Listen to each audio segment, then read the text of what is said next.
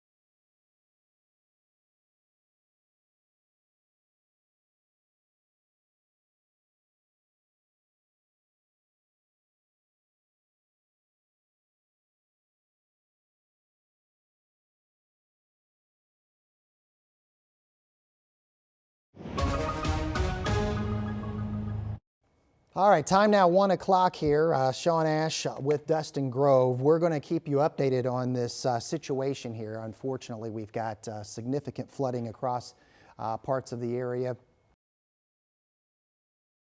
So we've got a long way to go here. You're looking at I-465 and Benford Boulevard. This is I-65 as well. And then our north side camera, which is about to get hit with some very heavy rain. I want to show you the radar perspective first. Let me scoot this out of the way just a little bit here, show you a little bit more of the radar. So this is unfortunate. This is, so we've got all the red counties, and I'll take off the radar in a moment so you can see them, but basically all of these are flash flood warnings. Some of them, including for Muncie and Newcastle and Connorsville, Richmond, flash flood emergencies. The last thing we want to see is what's moving into those areas. So we are going to make that flash flooding, I think, even worse than what it's been perhaps. And then we are going to see eventually this thing will ease up later today. And then we'll see how we deal with the river flooding after that. All right, so let's run down the warnings. And so we've got just that one little polygon right in there, Clinton County, Boone County, where the radar's been showing some wind spikes. Then everything else is all flash flood warnings. And you can see how many counties, I mean, basically the eastern half of the state all under flash flood warning. And then as I mentioned, where the ones that are shaded in black or outlined in black, those are the flash flood emergencies that continue. All right, we've got Rich Nye in Muncie. We've got Jenna Webster on our way to Wayne County, where areas that we know where we've had multiple water rescues today. We've had roads that have been washed away. Let's get into the radar velocities right now, so you can get a feel for what's going on here. This is a little bit different than yesterday. The atmosphere, certainly on the eastern half of the state has been worked over quite a bit in terms of limiting how broad the wind field may be. All right, so it's a little bit different in that aspect. But with that said, we're still seeing, and we've seen the radar suggesting that we've got enough to warrant these severe thunderstorm warnings. And it looks like they just added Boone County to flash flood warning. We're probably going to see a bunch of those. There you go. So we got flash flood warning now for Boone County as well as Hamilton counties. That's not a surprise. Doesn't mean it's going to be what you were seeing earlier today and this morning, but we are going to have some of that, some of the flash flood warnings and some flooding, street flooding for sure. These will likely get expanded a little bit farther to the east. So kind of an unfolding situation here. Here's live Doppler 13 radar once again. Heavy rain from Kokomo, arcing westward all the way into west central Indiana. Now what we'll do, and we'll watch, I mentioned on the noon show that the west central part of the state and the southwestern corner of the state that hasn't had a whole lot of action today has a little better spin potential opportunity, okay? That would include Cloverdale and Terre Haute and Bloomington and toward Linton. And by the way, at 1:15, the governor is going to be holding a press conference on the flooding as well. So we're going to have that covered for you. But just as we look at some of these radar signatures here, and there's the wind field that's moving through Boone County right now with that severe thunderstorm warning. Includes Frankfort. That warning goes until 1:15. We'll see if there's an expansion of that. And I haven't seen much in terms of storm reports yet. Let me turn those on to see if we have any. And I haven't had any wind reports just yet in the last hour. But why we are concerned as we put radar into motion, and I will put the lightning on this, why we are concerned is, we're not talking about, half-inch per hour rain rates with what this is tropical rain. Now it is moving, so it is different than what we had overnight early this morning where that band was very stationary, it was north to south, didn't move a whole lot, but the ground is completely saturated. There's been very little recovery on the eastern part of the state just because when it looked like it was breaking up, we had a new line that reformed, and so we have seen quite the rain intensity here. But this is where we have it going on right now. As I mentioned, there's movement to this. It eventually is going to get shoved to the south and southeast and be out of the state mostly by 5 or 6 p.m.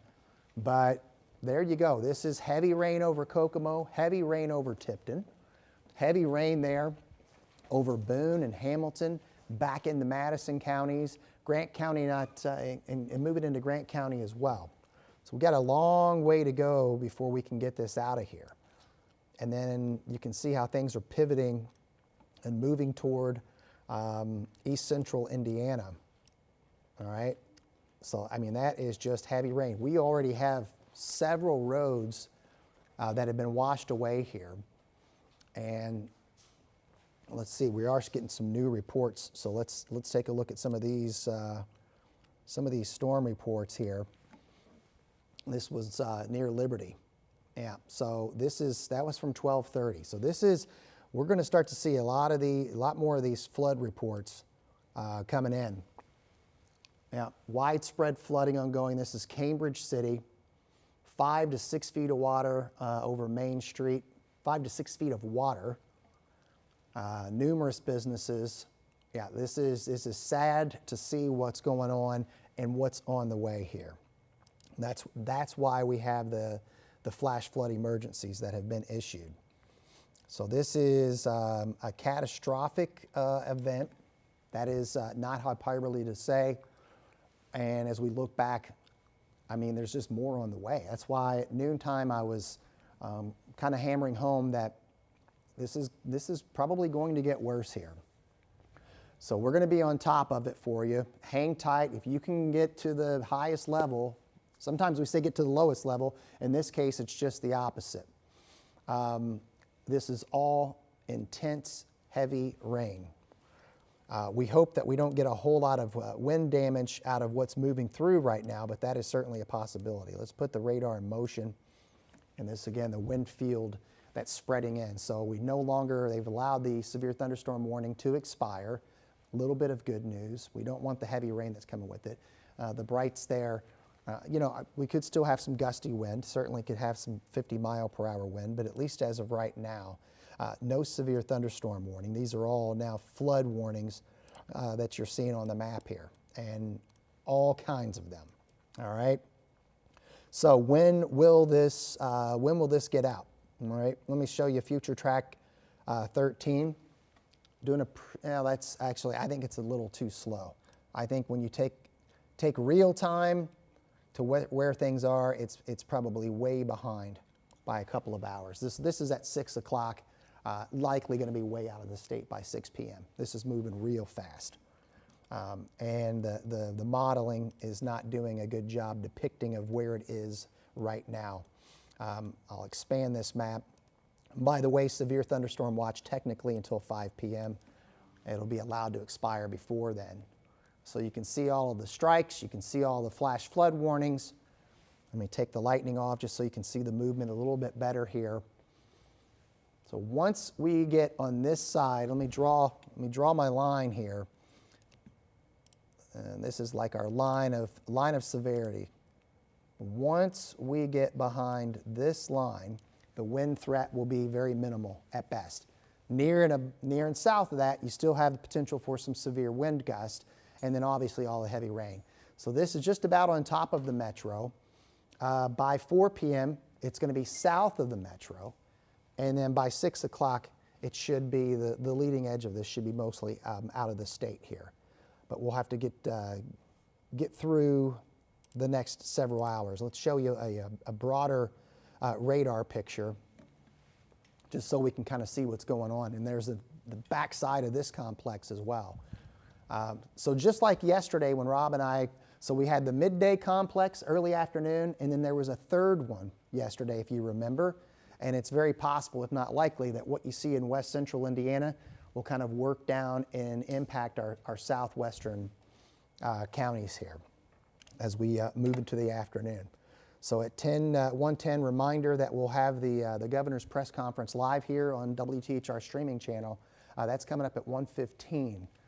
But heavy rain, and it's a west to east. So think of it as a water hose, and you hold that handle down, man, and you just spray it and don't move it. That's what we're seeing, and look where it's pointing. This is why this is beyond a worst case scenario for the areas that have already been impacted greatly this morning. And let me show you. This is a 12-hour rainfall radar estimate product, and why we're so concerned here. Well, that's over the southern. Let me see if I can find my other one. Yeah, we'll just do it on the fly here. So let's expand this out. So this is the last 12 hours. We probably need to do 24, but we'll just do the last 12. Okay. You can see that heavy rain and the peak there between Connorsville and Muncie. But even Muncie, as we've seen. But look at the estimates and the proof too. We know there's some true reports out of this. Over a foot of rain in some locations. That's easy 3 months of rain in about a 12-hour time period. And that's why we've seen those flash flood emergencies that are in place for multiple counties in central Indiana. So no severe thunderstorm warnings right now. Checking to see if we had any storm reports, and haven't seen any wind reports yet, which is good news. But of immediate concern is what you're seeing there. That's all heavy rain. And again, some of these areas in this zone have had 12 inches or more. Conceivable before this thing wraps up, we're probably going to get some 16, 17-inch rain reports for storm totals out of this, as this is all pointing in that direction. So eventually, Marion County probably will go under a flash flood warning, and when that happens, phones will go off, so you'll hear that. It's definitely going to be impactful to afternoon events here, as the flooding is going to continue. And there's the backside of the heaviest rain now, is just about to make it into Kokomo. Kokomo has been in heavy rain all morning long. All right, and remember, severe thunderstorm watch until 5. So we'll watch this area, you know, from Indy and points to the southwest. I think if we get some wind and some rotation, that's probably where it's going to happen with this today. All right. Right now, in terms of wind, it's not nearly as strong as it was. Let me go to our NDOT cameras here.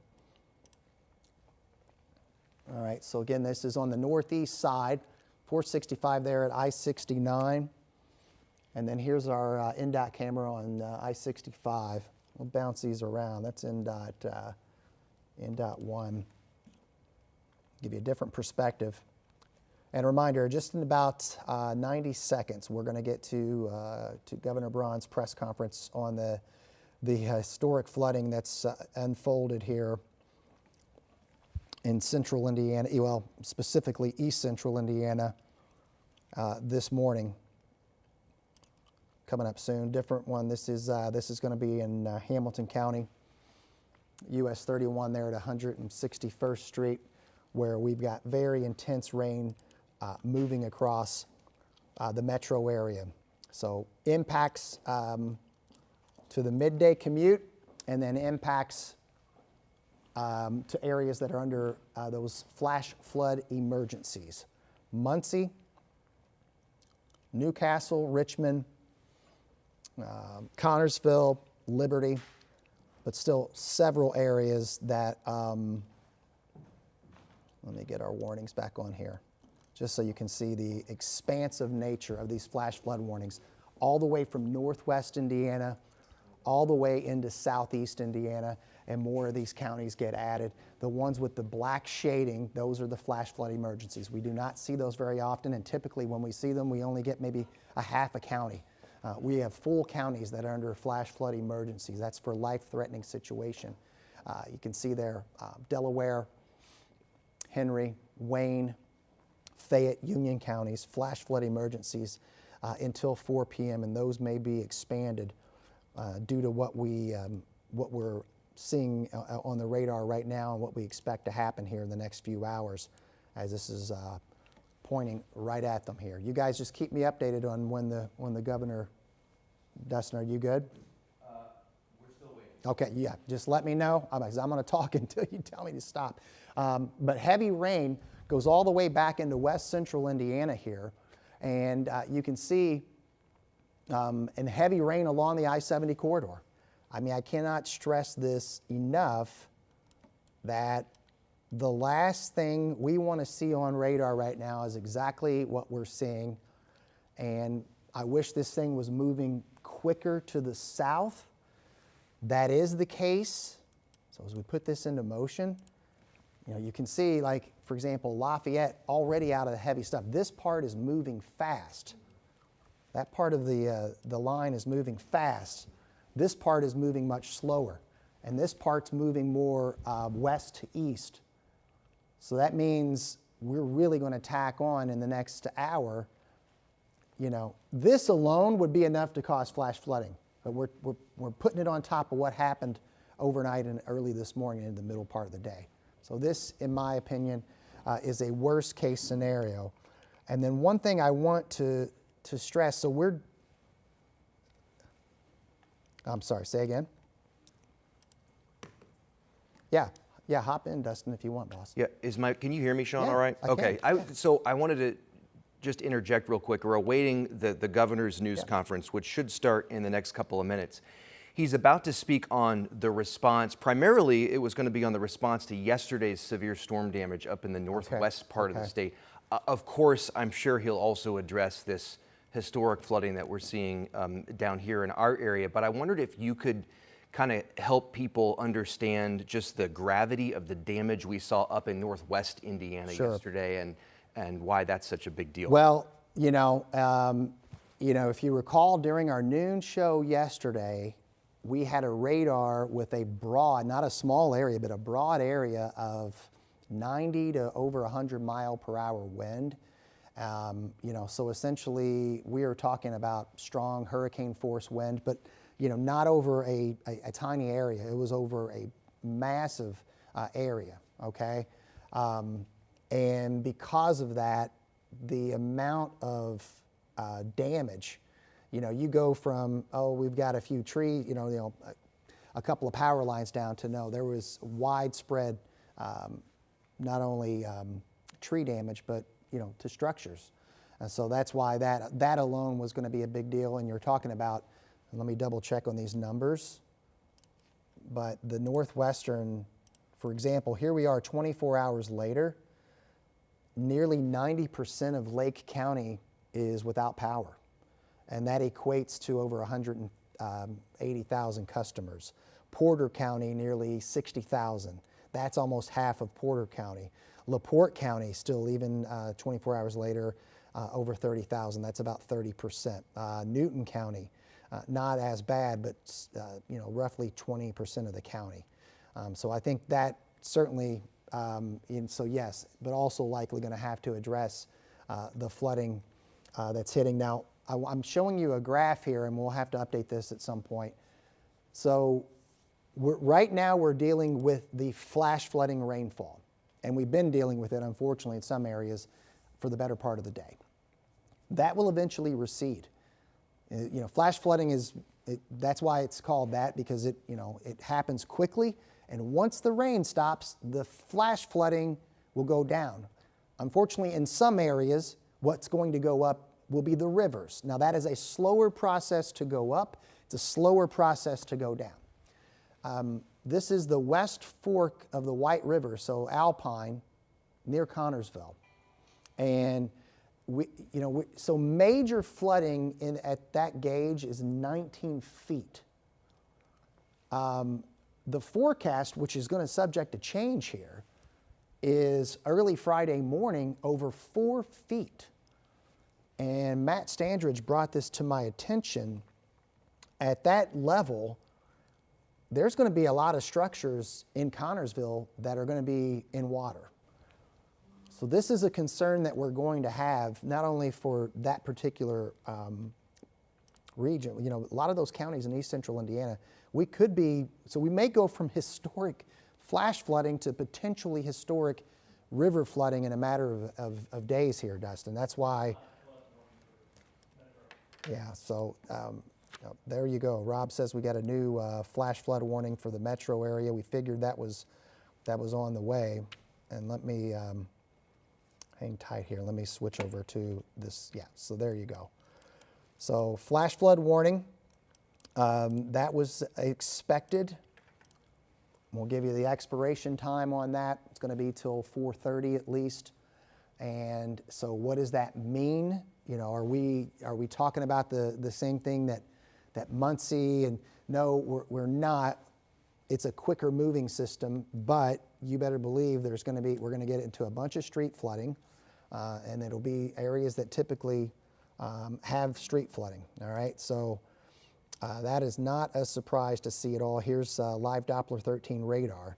You can see now what I don't like is this is not like some arcing thunderstorm line that's quick moving. We are now getting into this west to east. So that will allow for a longer duration of what will become very, very heavy rain. And if you're watching us in Johnson County and Morgan County, this will potentially get expanded farther to the south here. I wouldn't be surprised if we see that. So let's take a look. Let's look at our Speedway camera, looking toward the east. And of course, the heavy rain hasn't made it over the metro area. Believe me, when it gets here, we're going to hear it for sure. Here's our north side camera, which is now in the heavy rain. And this is tropical rain. That atmosphere, as we've been saying, has been loaded up with moisture. So anything that pops on radar is going to go big. Now, that's I-70 near Newcastle. Not an impressive shot now. Of course, we know there's more on the way. And this is the northeast side of Marion County. So that heavy rain band is north for the time being. All right. Over Fishers, over Zionsville. And let me show you a product we don't show often, but probably bears in this case. So this is going to be estimated rain in just 1 hour. Okay, so these are the rain rates that we're dealing with here. Well over an inch, in some cases potentially 2+ inches per hour on rain rates. Now sometimes they're moving quick and you don't get all of that. With the way the configuration of this band, some places are going to get that and well more. So what I mean is it will be raining heavily in some locations, maybe for a couple of hours, because as this thing sets up the way it is from west to east, there's not a real quick south movement just yet. So we've got quite the situation here. I don't have the lightning turned on. We know these things are definitely highly charged, especially in the western part of the state. I do want to just real quickly while we're here, just so nothing sneaks up on us. This is, so we're looking for red and greens. We're looking for any kind of spin. Thankfully, we're not seeing a whole lot of that right now. This is definitely morphed into more of a flash flood deal for the metro. Probably will get some gusty wind out of it. Whether or not we get any additional wind damage, that is to be determined here. All right, but we want you to know that flooding rainfall now very likely for the metro, in addition to what to the flash flood emergencies that we have. So Muncie right now, the rain is a mix of moderate to heavy. It'll get a little heavier here. Put the radar in play. This is a 45-minute loop, just so you're aware. Heavy over Elwood. And again, any additional rainfall, because even at noontime when Rich was live there, showing you those water rescues, even at noon, there were parts of Muncie that had several feet, and that did not go down in the last half hour. So any heavy rain at all is going to make that situation worse. And it'll take a few hours after the heavy rain ends for a lot of this to get off the streets. And then we'll start to focus more on the river flood that will happen. But, we're talking, there's going to be areas that, especially in the eastern part of the state, that may make a run at 20-inch rain totals before this thing wraps up in terms of complete storm total here. That is, we've already had way too much. So this is not a real pretty radar picture for us as we look at this. Now, if you're in Lafayette, let me, if you're up in this zone up here, you're fine in terms of severe wind right now, and even in terms of flooding rain. And Rob, if you see anything, buddy, you feel free to let me know, man. I appreciate you. Getting some new storm reports in. This is from Eaton, so this is in Delaware County. 2 feet deep on Romney Street there. Newcastle, storm total since yesterday, 10 inches. So it's, even if we stretch it out to 24 hours, a 10-inch rain, that's easily 2.5 months. And then, as mentioned, we've got the flash flood. I was looking at some of this, the flash flood warning that's now in place for the metro. And so they're kind of thinking along the lines that we are in terms of the rain rates and in the flooding that's going on with the heavy stuff here. All right, so no severe thunderstorm warnings. We'll just mention that at this hour. But you can see as we expand this just how many flash flood warnings in addition to the flash flood emergencies that we have here in central Indiana. Broader perspective on the radar once again. So whatever energy that we had in our atmosphere is being, being used up, unfortunately, very efficiently. Looking back to the northwest, I would suspect that this will take more of a southeast turn because this is all getting used up. So what happens is, and very similar to yesterday, this severe thunderstorm watch gets pushed farther southwest, and perhaps another big hit for Louisville and Evansville later in the day. But we have to get through what we have here right now with the storms that are moving through. So that's the severe thunderstorm watch with the flash flood warnings that are popping up. Bloomington, Cloverdale, Terre Haute, Indianapolis until 5 p.m. It should start dropping counties quickly behind this line as it's getting in here. Here we are at almost 1:30. So this thing should be to the north, should be on the Ohio River. Based on where we are now, should be on the Ohio River probably by about 4:30 or 5 p.m. If we get some additional severe thunderstorm warnings, it looks like it's going to be in that zone there. Franklin, Terre Haute, Bloomington, Seymour, perhaps Columbus. This being over us right now, when I say us, the metro area, that will limit any severe wind potential. It just ups the odds that we're going to have up more and more street flooding here in the metro area. I would suspect we're going to get quite a bit of event closures, perhaps for afternoon, certainly the farther south you go. And then we know that a lot of schools have been closed here where these flash flood emergencies continue here, Rob.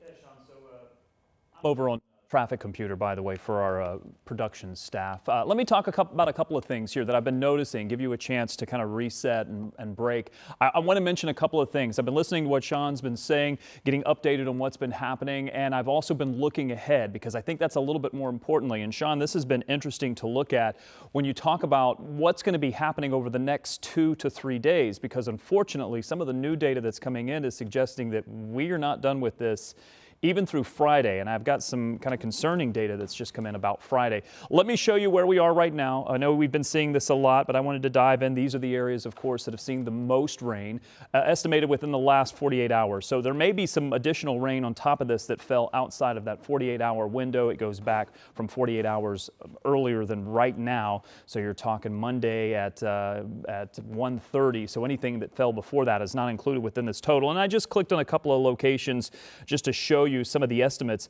By the way, just wanted to show you on the north side of Indy and over into parts of Hamilton County, we are looking at some values that are up over 2 to 4 inches of rain. And then the farther east you go, those numbers go up significantly. And as Sean's been saying, over a foot of rain in some locations. And it's not only that, but it's a foot of rain, not just in one little small spot, but we're talking multiple counties here. And eventually, as Sean's been saying, all of that rain has to go somewhere. So while the flash flooding may be quick up and then quick down, the river flooding impacts are going to be significant because not only is it a lot of rain, but it's a lot of rain over a huge amount of aerial coverage, and that's one of our big concerns here.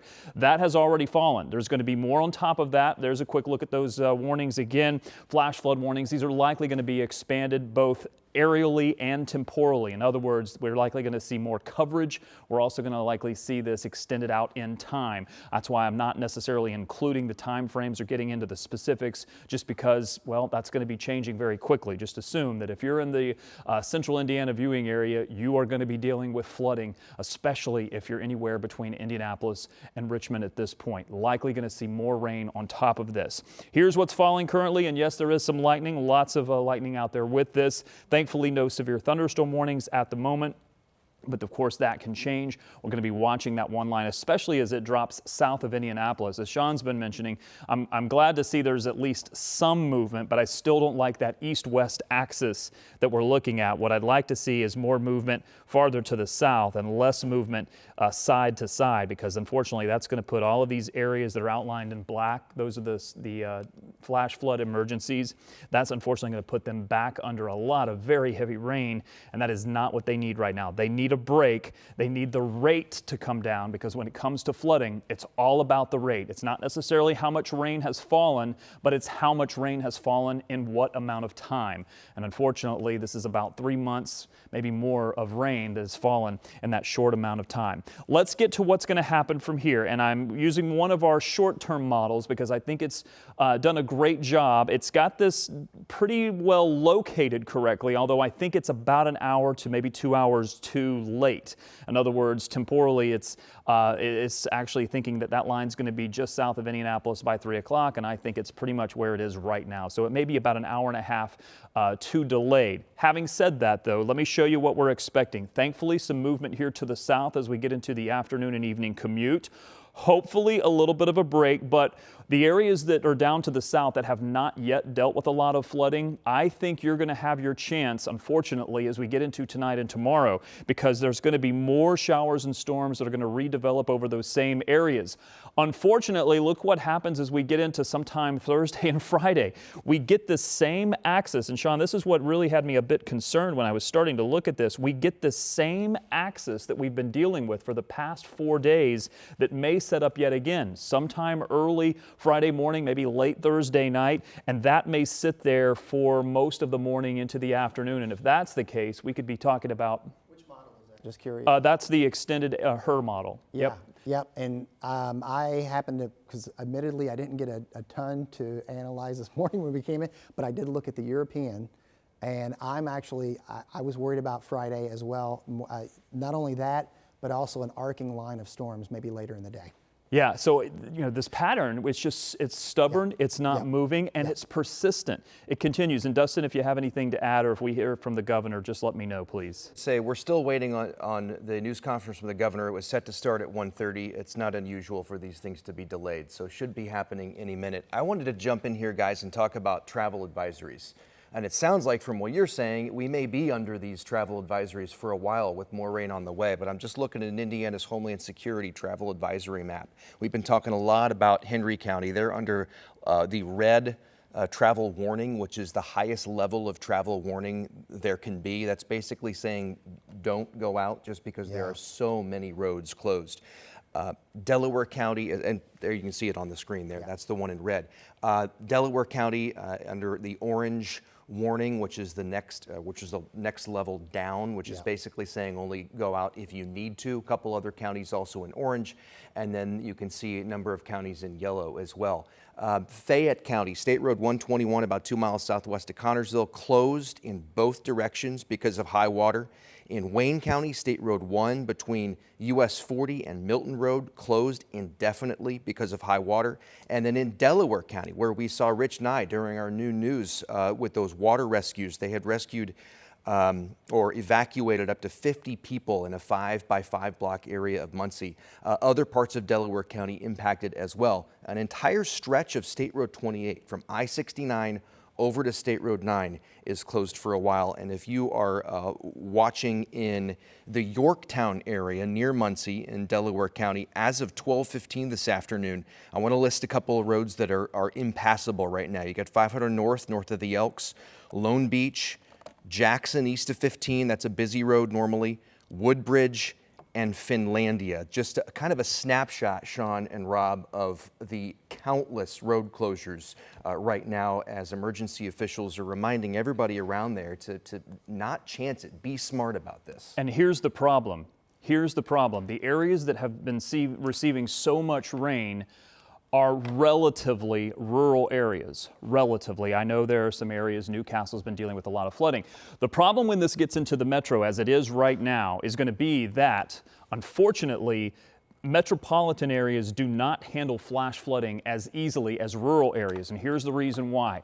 You have a lot of pavement, you have a lot of areas where the water has been directed to eventually drain. It doesn't get soaked into the soil and into the fields and then eventually get into the creeks. It gets funneled very quickly into some locations, into streets, into culverts, into creek beds, and flash flooding in cities and metropolitan areas can be significantly more impactful given the same amount of conditions. So if we were to have 12 inches of rain here in Indy, we'd be talking about catastrophic flooding, even more so than what we're seeing right now in areas to the east. I believe we're going to go to Rich Nye, if I'm not mistaken.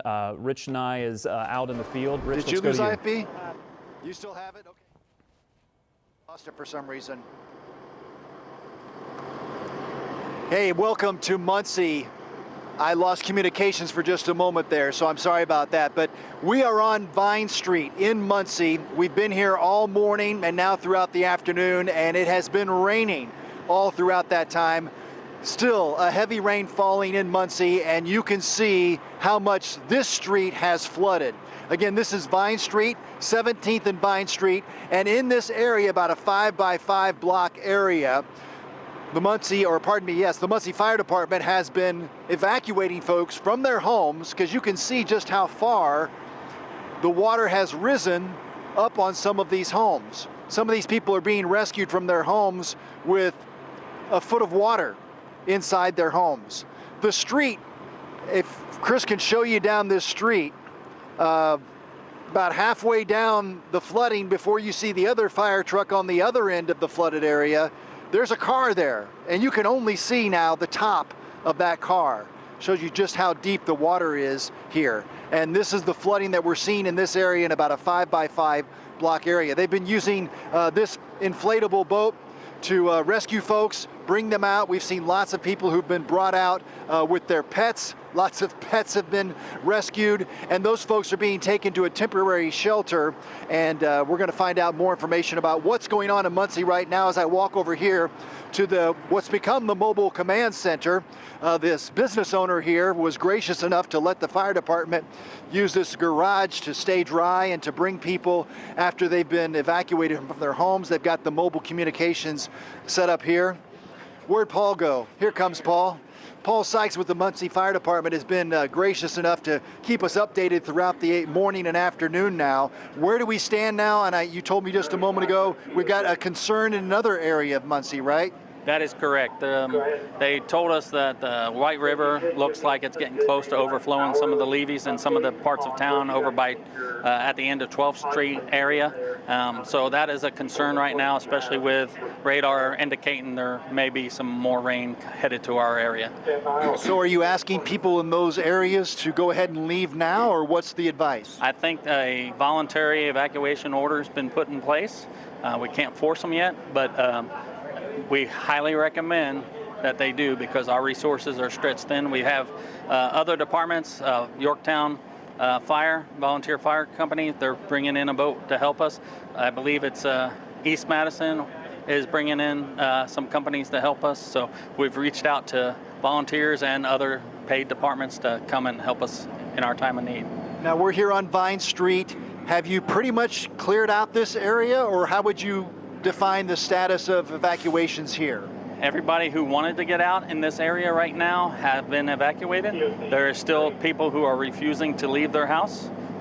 So we're still going to keep this command center open to help with all the areas in Muncie. And if those people need to evacuate, they want to evacuate, they just need to call 911 and we'll respond. And that's the message to citizens, as it's hard to navigate anywhere in Muncie right now. That is correct. We've had a lot of rain over the last few hours, and so there's a lot of streets that are flooded. We're getting calls for other areas of the city. I can tell you on Madison, the underpass is flooded. You can't get through underneath the underpass right now. So there's a lot of places, especially in the south side of Muncie, that are flooded, and it will continue because more rain's on the way. Thank you very much, Paul. Appreciate your time again. So again, the message is, if you're in a dry spot, stay there. And don't go out if you don't need to, because it's hard to get around this area.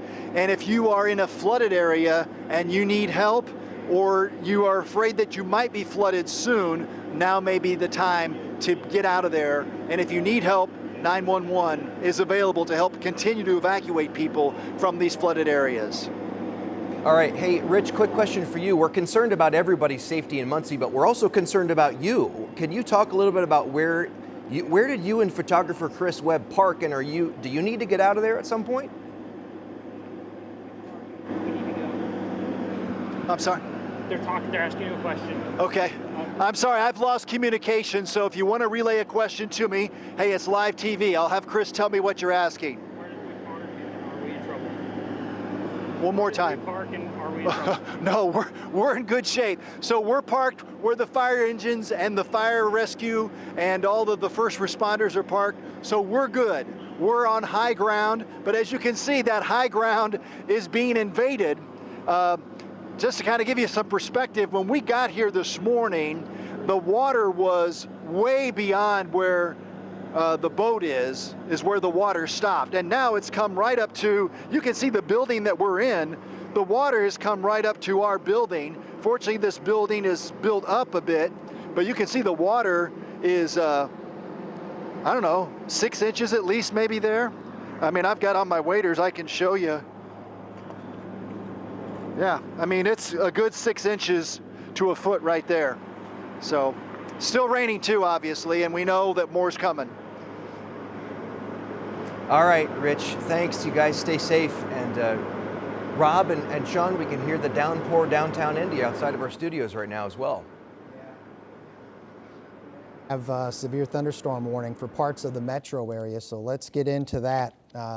Nuts and bolts of that severe thunderstorm warning that includes the southwestern side of Marion County, includes Plainfield, includes Mooresville here. Severe thunderstorm warning, so we'll get a little pocket of wind that's increased. This does not include downtown Indy, although we're right on the cusp here. 60-mile-per-hour wind until 2:15. Okay, let me show you the radar perspective and back this up. This is from the radar site that's getting a good sample of it. And there you go. So that's near, this is going to be 55 to 60 mile per hour wind. Here's 39. This is right over Clayton. Going to be crossing over 40, and it's going to be crossing over I-70. Are we sure we want to wrap with a severe thunderstorm warning? I want to get clarification on that. I would argue we probably need to be on a, yes, we need to be on the stream with the severe thunderstorm warning. So here's Coatesville, New Winchester. If you're in Mooresville, this is heading toward you. So what can you expect here? And as I play the radar, you'll see this thing kind of bowing out a little bit, or surging. Let's use surge, better word there. Surging toward the south-southeast, actually going to go over the terminal radar site. So this is getting a really good sampling from that particular radar. We could get some tree damage with this, some power lines as this thing moves east. So again, severe thunderstorm warning. I want to show you some of our cameras that I've positioned here. That's okay. Now Rob's, he's jumping. He knows. He's getting he's getting us a view. This is going to be 70 and State Road 267. Yeah, you may need to go to NDOT 1. I'll switch over. So we got NDOT 1. This is near the Indianapolis airport there. And then this is speed. Well, this would have been Speedway. You can't see that one. I think it's because this is why. So this, there you go. There's pylon. This is turn 1 right here, right in that heavy rain zone. So let's set the bigger stage with the radar as we move through this. And this is it. So where are we? We're at 1:45. You can see this thing we were showing you. So this is starting to surge into northern Morgan County. If you're in Johnson County, if you're in Franklin, you're in Greenwood, this is moving toward you. For the northern half of the metro, it's just intense rain, and that includes Fishers, and then this expands eastward here. Hey, Sean, could I ask production to put weather and news slide traffic 1 and traffic 2, just so we can have a look at them in the studio here? That'd be great. Yeah, okay. So let me show you from a wind perspective, all right? All right, so now we're not getting, it doesn't look as intense as it did as it was approaching the radar sites, because it's actually on top of the radar site. So it'll bloom up once again as it gets into Johnson and Morgan counties. But in terms of the strongest wind, that's where we're looking right now. I do want you to know that if you're in southern, if you're south of 70, and of course we have the severe thunderstorm watch until 5 o'clock, we'll be watching all these little individual cells here for potential rotation. But I would think this is the area, if we're going to get some wind reports, it's probably going to come from that zone right in there. But again, heavy rain.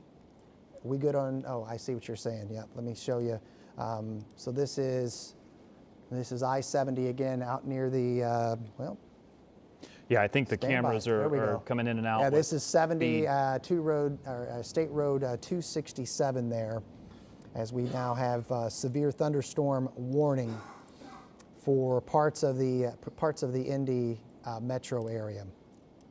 In addition to all of that, as we've been trying to stress, is that we've got the flash flooding that's going on. So that includes all of Marion County, all of Hancock and Hendricks and Boone, as well as Hamilton. Hey, Sean, if you go to NDOT1 now, it's up. There's a live feed. One, you can see the winds blowing pretty furiously, but also if you look, and it's right underneath your banner there. It's right underneath the sponsor logo, but you can see the radar dish from the Weather Service. It's right underneath it. You can actually see it off camera here. Yep.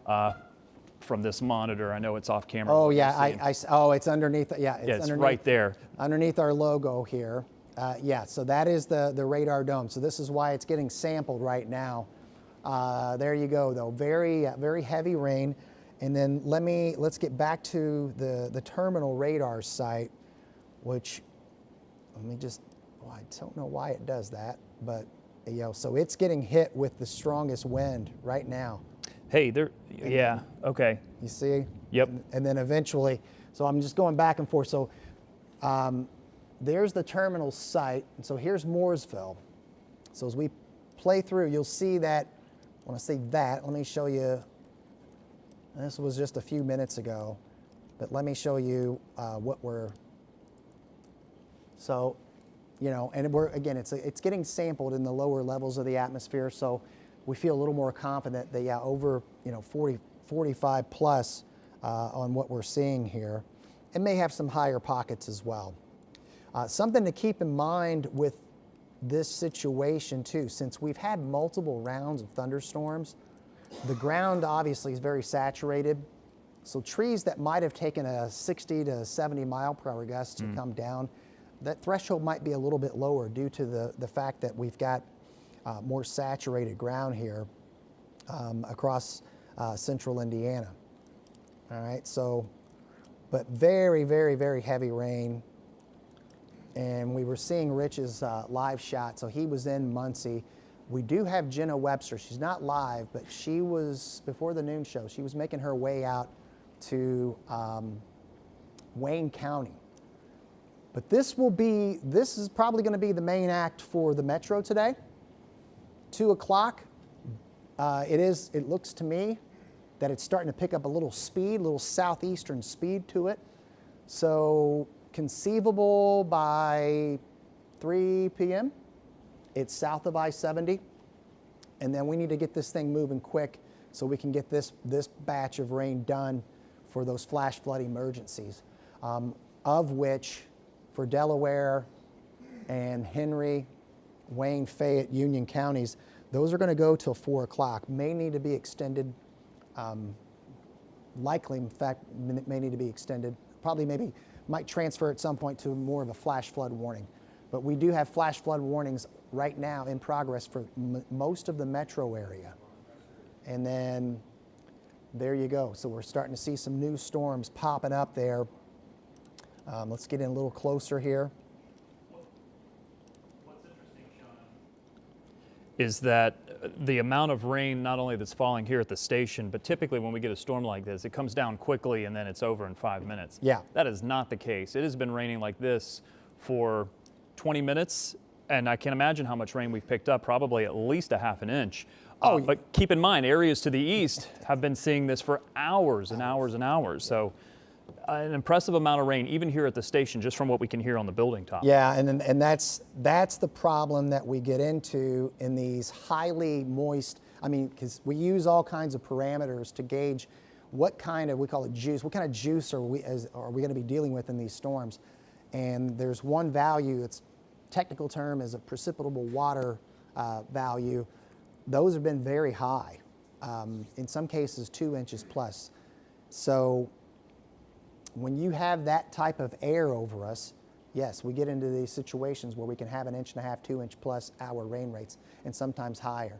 So there's that storm surging into northern Morgan County now. We'll see if we get an extension of this. We haven't, at least correct me if I'm wrong, Rob, I haven't seen a storm report yet with this. But we'll see if that... Not locally, not in the metro at the moment. Yeah. One of the things, Sean, that I was mentioning earlier and that I think bears repeating is that with this type of flooding, when you have a foot of rain, that's going to flood any location. Braun is up. Okay, let's go ahead to the governor right now. It's much broader. When you have straight line winds as opposed to tornadoes, it's going to cover a lot more territory. Governor, you did mention that this is likely a statewide declaration. Any thoughts about reaching out to the federal government? So the way you do this is generally county by county. It's quicker when you do a statewide declaration to get to exactly what you're talking about.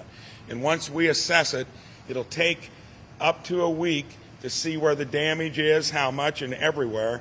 And that's pro forma, fairly quick, and then go to the feds to see what we can get help there from. Based on what you're seeing, is that helpful likely? Probably. Governor, is there a representative from NIPSCO here, and if not, why? What is the latest we've heard from them? Well, I would hope they're out there getting the power restored. And I think the mayors and any local government, including our state government, will be making sure that's done. That's the number one job they need to be focusing on. And when you have something like this, that takes a while, and I think the mayor described it pretty accurately in terms of how long. Congressman, are there any concerns or anything they should refer a possible next? Pardon? Do they raise any concerns to you about their level of preparedness for the next possible storm? Are they unprepared leading into this? So I think everybody's prepared. We've had several. I've been up in the region twice in March and June due to tornadoes, and we're on it immediately. The state was on it yesterday, and we had to follow it all the way down to the southeastern part of the state. This is just one of those straight line wind events that's covering probably nearly a third of our counties. Normally a tornado will be on 1 or 2.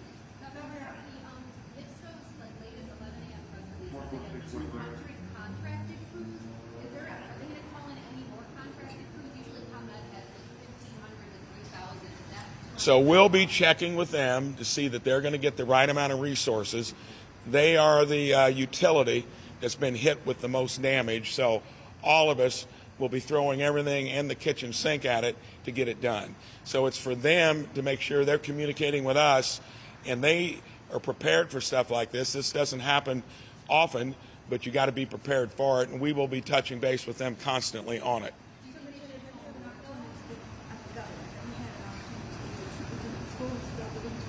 Speaking to who?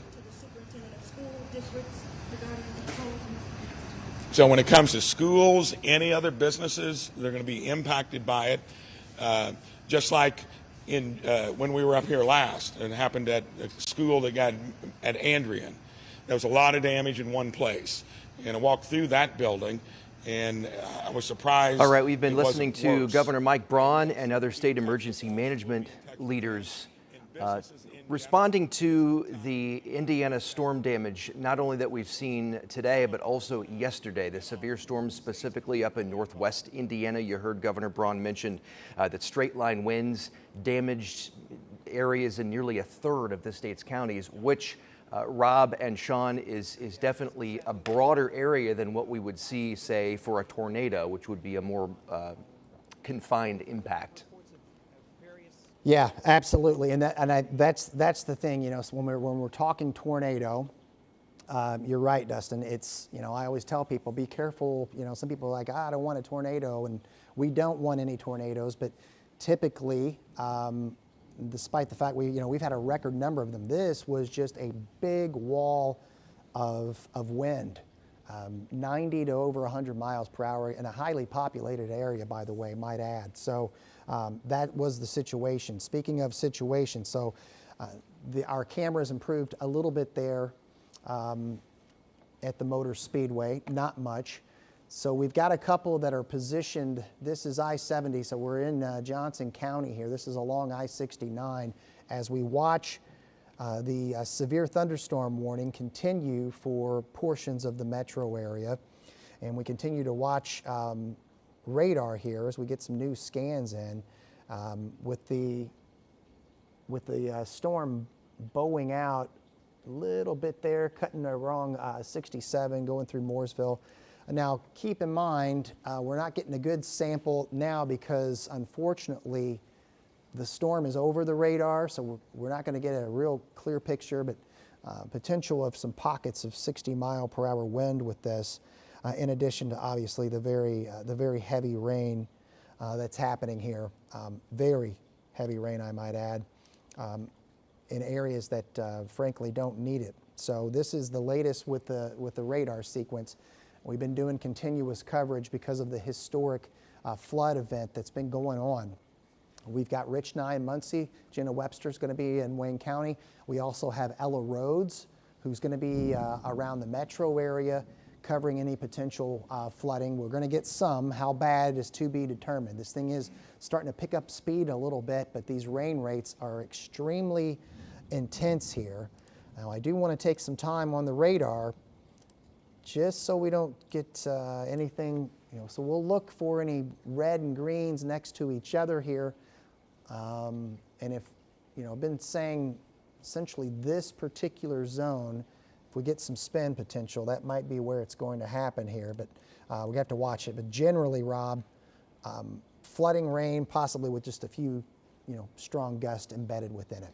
Yeah, I want to take you back to the last 48 hours because this has been a pretty impressive, stubborn pattern where we've been dealing with storm system after storm system after storm system. So let's go to the radar. I want to show you what's been happening. And I've backed the radar up. You're going to see it restart here. I want to show you a couple of things. This is going to start on Monday because it's 48 hours ago. Here's when it resets. You're going to see multiple complexes of thunderstorms try to roll through, especially through the northern part of the state. Here comes the first one, and then it moves through pretty quickly with no problem.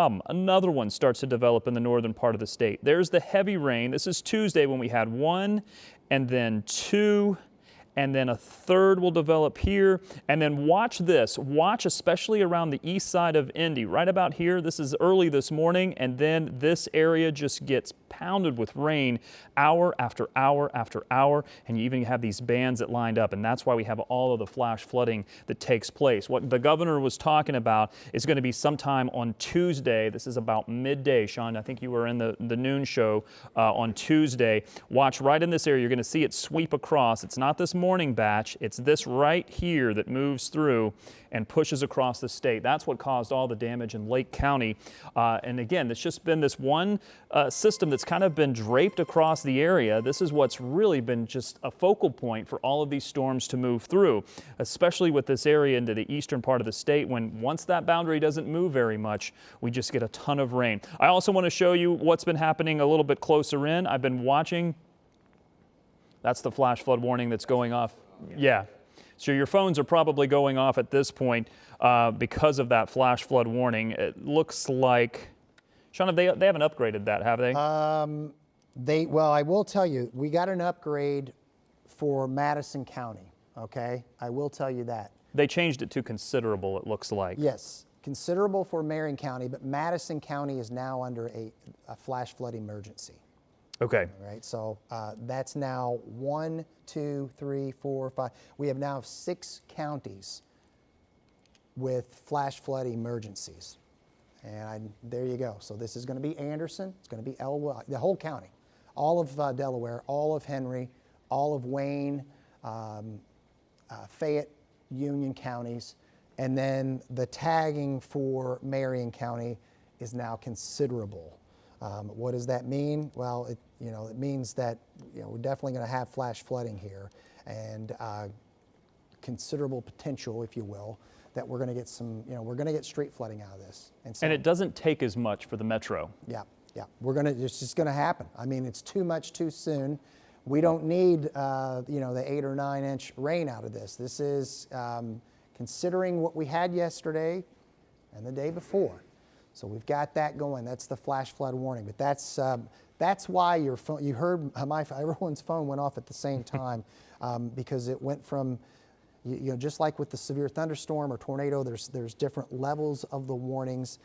So we went from a baseline flash flood warning to a considerable. Next would be a flash flood emergency. I don't think we're going to be dealing with that right now. We'll see if that changes. I do think we may get an extension and get some other counties involved in this. As we talked about too, we still have the severe thunderstorm warning as well for the southern portion of Marion County. Right now it's not being added to Johnson just yet. I want to give you the latest radar scans here. And again, those bright reds that are moving through, cutting across 67, moving through 69 there, heading toward Martinsville. We're going to get some gusty wind out of that. How highest gust at the airport was only 40 so far, Yeah. but it was just outside of that band of strong Yeah, winds. so, I think we can get, I certainly, I was about to say 40 plus certainly in here, could get a few 60s, that's debatable, we'll see. Either way, that severe thunderstorm warning is going to continue. Obviously, the flooding is the greater concern for us here. Quick moving, however. So the bulk of this is going to be east of Indy here before 3:30. Hang tight, friends, over in East Central. You're going to get another big hit with this, where we've got life-threatening flooding going on right now. And so that is continuing as well there. Hey, Sean, if I can jump in, I want to show Please you do. a couple of things here with storm reports, because what's been interesting is that we've seen so many just within the last 6 hours. And if you look at the icons there, mostly you can see that it's heavy rain totals, flooding. There have been a couple of hail reports and some tree damage reports. That's the last 6 hours. Now let's look at the last 24 hours, and you can see, look at all of the storm reports that pop up from the storms that we saw yesterday.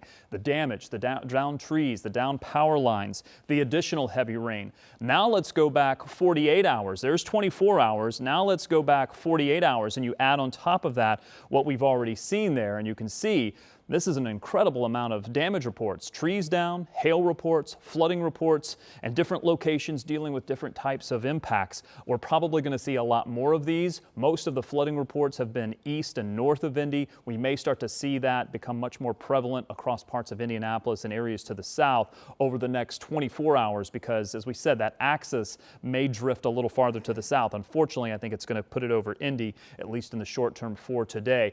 I mentioned the traffic overall. Traffic is slow across parts of Indy. No major issues on the interstates, even in some of those areas where we have the flash flood emergencies in place. Been keeping an eye on that. We did have a couple of slowdowns up to the north on Interstate 65 near Lebanon, as well as on Interstate 69 up around 126th Street. So we're going to keep an eye on that as well. Back out a little bit wider, you can see kind of, thankfully, we do have some push to this. Finally moving through, as Sean's been talking about, there are some areas that are under the flash flood emergencies that still have some very heavy rain falling, and unfortunately that shield of rain to the north, we're talking about the area right about here that we're looking at, that's going to be potentially raining for maybe not as high a rate, but certainly continuing and not allowing the runoff to drain as quickly as we would like. I showed you this a little bit earlier. I want to go through it somewhat quickly because I want to get to more about what we're going to see over the next couple of days, because we do think there's more rain to come. Now starting to see this surpass 12 and 13 inches of rain. We knew we had as much as a foot of rain, and this is just radar estimates. There may be some isolated spots that have picked up significantly more of this. The other thing that's important about this isn't just a little bullseye of one location. We're talking about multiple counties worth of rain that has fallen. all of that rain aerially has to go somewhere. It has to drain into rivers, and we may be talking about a river flood situation for the coming weeks. Yes, I said weeks, because that's the type of situation we're talking about. We do still have a sliver of a severe thunderstorm warning that's in place on the south side of Indy, all the way down through about Martinsville or so, and that is going to be one of our concerns. But of course, the biggest concern are those flash flood emergencies, which is now 6 counties, I believe Sean said earlier. Yes, it looks like we are 6 counties, maybe 7 counties if you count down into the south. Let me also talk about this. There's the radar now pushing through. I also said that areas in the city, it doesn't take as much rain to flood the metro because you have all of the concrete, the paving. All of the rain is very quickly funneled into culverts, into creek beds, and that can really make the flooding even worse for about the same amount of flooding. So it doesn't take quite as much to flood some of the metro areas. And look at all of the lightning with this as well. One of the things we've seen throughout the last 2 or 3 days is that lightning has been prolific with these storms as they've moved through. I want to talk about this. We touched on it a little bit, but I'm going to show you a couple of things here. This is Future Track. I think it's doing a pretty good job. It's showing this system down to the south by 5. Once we get into the evening, hopefully a break, at least for Indian points that are dealing with the flooding now, but then it may become a Bloomington to Terre Haute down to Louisville situation as those areas get system after system beginning to redevelop. Unfortunately, it looks like this may pop back up late Thursday night and into Friday. And what has me concerned about this is that we're going to have more storms develop on this same axis in these same areas that don't need more rain. Unfortunately, that means that the amount of rain that we could see is going to significantly go up. Look, as we get into Friday, you start to see some of these numbers. Look, a 1 to 2, maybe 3 inch rainfall total across the area is significant, but you add it on top of what has already fallen. And that's really going to become problematic. That's just one computer model. Let me show you this one. This is going to show you even a few areas here where we have some bullseyes, and that's kind of the problem, that this has been very cellular in nature. There are going to be some locations that pick up a lot of rain, and then you don't have to go too far to see areas that don't have quite as much rain. I mean, look at the difference here. This is just that the Seymour location, according to this model, happens to be in one of those bands of heavier rain where as much as 4 inches of rain could fall. But I think some of these areas, we're talking about another ½ a foot of rain that could potentially fall. Thankfully, and I don't want to say it this way, but it may be areas that haven't received as much rain. If we can spread that out a little bit, it would be good news. We don't want to see those same types of numbers pop back up in areas that have already received too much rain. There's your storm threat. We're talking the severe threat, not necessarily the flooding threat. When we look to tomorrow, and then as we look into Friday, unfortunately, it's just sitting there. The system is very, very persistent, and unfortunately, it's going to mean that more storms are going to stay in our forecast at least through Friday, likely into Saturday, and hopefully we don't have to extend it any more than that, Sean, because at a certain point, the rivers are just going to become swollen. They're already going to happen in the eastern part of the state, and then I think that impact for the White River, for the Wabash, that's all going to continue downstream. Yeah, partner, and I want to show this graph. I got a couple of them. So this is, and these will be updated, okay? So what you're looking at is a hydrograph here. This is for the West Fork of the White River near Alpine, so we're talking Fayette County here. Major flood is 19 feet. The forecast, the latest forecast was 23 feet. Matt was showing me this at major, at 19, there's going to be homes and businesses in Connorsville that will get flooded by this. Forecast right now is for 4 feet above. I also grabbed another one. This is from Anderson, White River and Anderson. By the way, Madison County joins Delaware County under a flash flood emergency, and I'll show you that in a moment. The record crest, 23.6, latest forecast is over 22 feet, both of which would be, I believe, Friday morning on those crests. Friday, Saturday, or excuse me, late Thursday into Friday morning. So that is something we want to watch. How did we get here? So this is going to be an 18-hour radar loop, and I want to focus on this right here. That sat over there. When I say that, I mean we are talking very, very heavy rain, and these are radar estimates, but we know there's ground truth. Several areas in southern Delaware, most of Henry, most of Wayne, most of Fayette counties, double-digit rain totals, and now that includes Madison counties. These are the flash flood emergencies that are in place, and that includes the city of Muncie, where Rich Nye's been doing a great job for us here, where there's been multiple water rescues. Rich, can you give us the latest? Are we seeing any improvement at all on the feet of water in some of those roads? No, the water is still rising, and now, Sean, the concern is not just in this area. Again, let me place you in Muncie, right in the heart of the city. We're at 17th and Vine Street. This is an area that's about 5 blocks by 5 blocks, where Muncie Fire Department spent most of the day evacuating people from their homes. There are still a few people in their homes who have not been forced to evacuate and have not voluntarily evacuated at this point, but everybody who wants out, and that's a very serious thunderclap right here in this area, but the lightning was not that close, so I think we're okay, Sean. I'll stick by here for a moment. I'm just a few feet away from the garage, so I think we're safe for those at home who may be concerned. But again, this area, if you look down this street, you can see a car down there that is almost submerged up to the window. So I'm guessing we've got at least 2 feet of water there. Many of these homes, Chris can show you some of the closer homes, just how high the water is up to their doorways.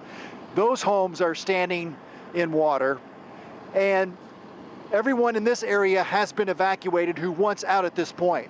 But Sean, the concern now is over along the White River here in Muncie, where the water is beginning to rise above the levee in some areas, and so now the fire department is concerned about folks who live near the river who may want to consider evacuating from their homes as that water continues to rise, because you can see it is pouring down rain, and it has been this consistent, steady, heavy rain almost completely the entire time we have been here, and we have been here since about 10:15 this morning, and the rain started, I'm told by residents, that they started having water in their homes about 6 a.m. this morning.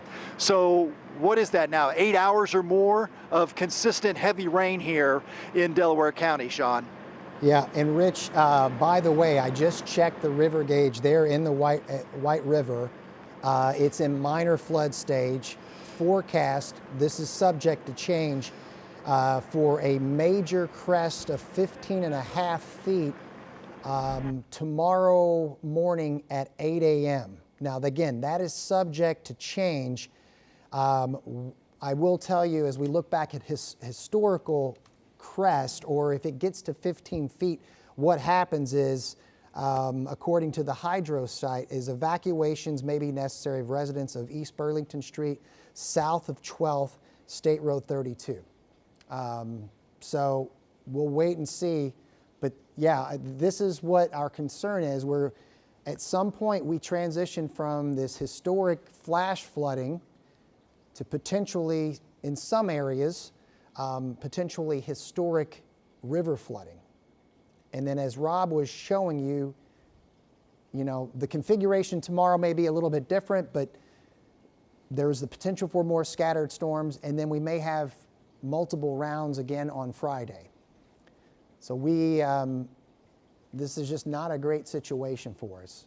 And here's a vantage point now. This is I-465, 865, so that's going to be on the northwest side, NDOT camera there. Let's show you live Doppler 13 radar, because I want to show the folks here what we have. So here's Muncie. Heavy rain, probably there's going to be steadier rain afterwards, but this heavy burst that's over Delaware County right now might last for another 10 minutes. And we do need to watch out for Rich. Let me do our 10-minute. So we always say if thunder roars, get indoors here. I didn't like that clap, but yeah, you can see that little flash there. More charged up thunderstorms now. That's intense rain that's moving through Hancock County. And then this thing is arcing back. I mentioned we would probably get an extension of the flash flood warning, and that has now happened for Johnson County, flash flood warning. So most of the metro now under a flash flood warning. Columbus, you're about to get into some thunderstorms. Right now, they are not severe. Can't say that they won't turn that way. And then all of these flash flood warnings that continue. So burst of heavy rain that continue at this hour with heavy storms going back. And then what's going on here? So that line, that's the outflow boundary that's moving south. It will interact with these storms over here. Sometimes that can cause intensification. Show you the wind velocities here. Nothing dramatic. We've had no wind reports with what moved through.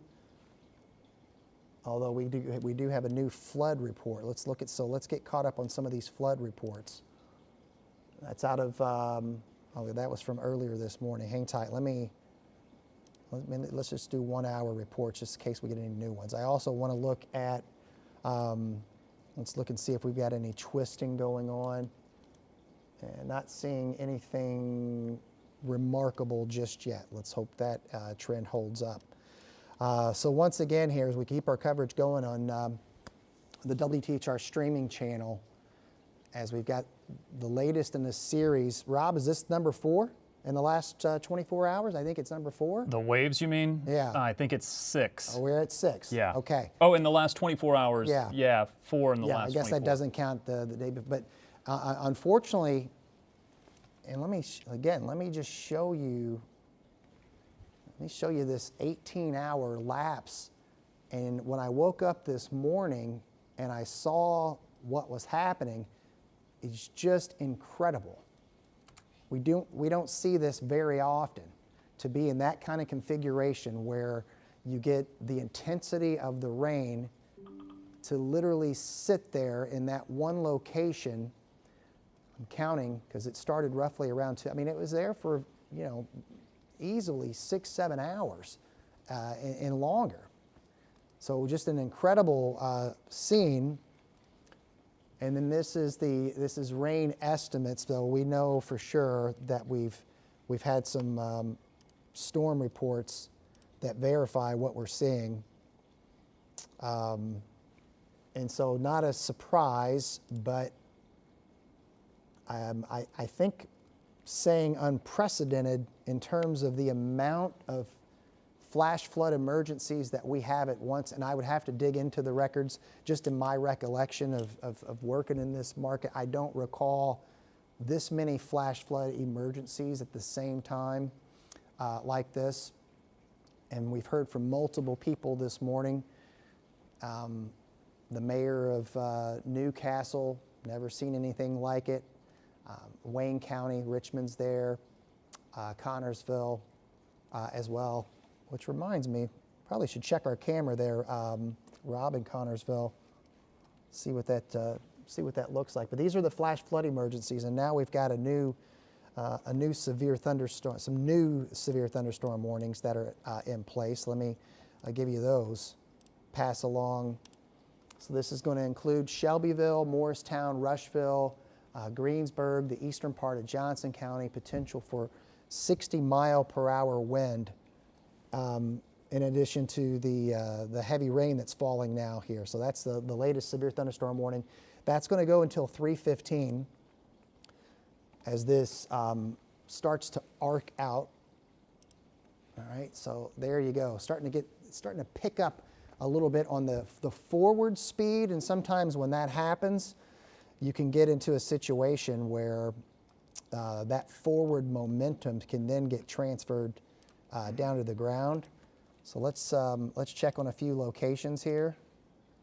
Yeah, so this is stronger. We're starting to get some stronger returns on the radar there of over 55 plus. So heads up there in Shelbyville as this thing arcs out.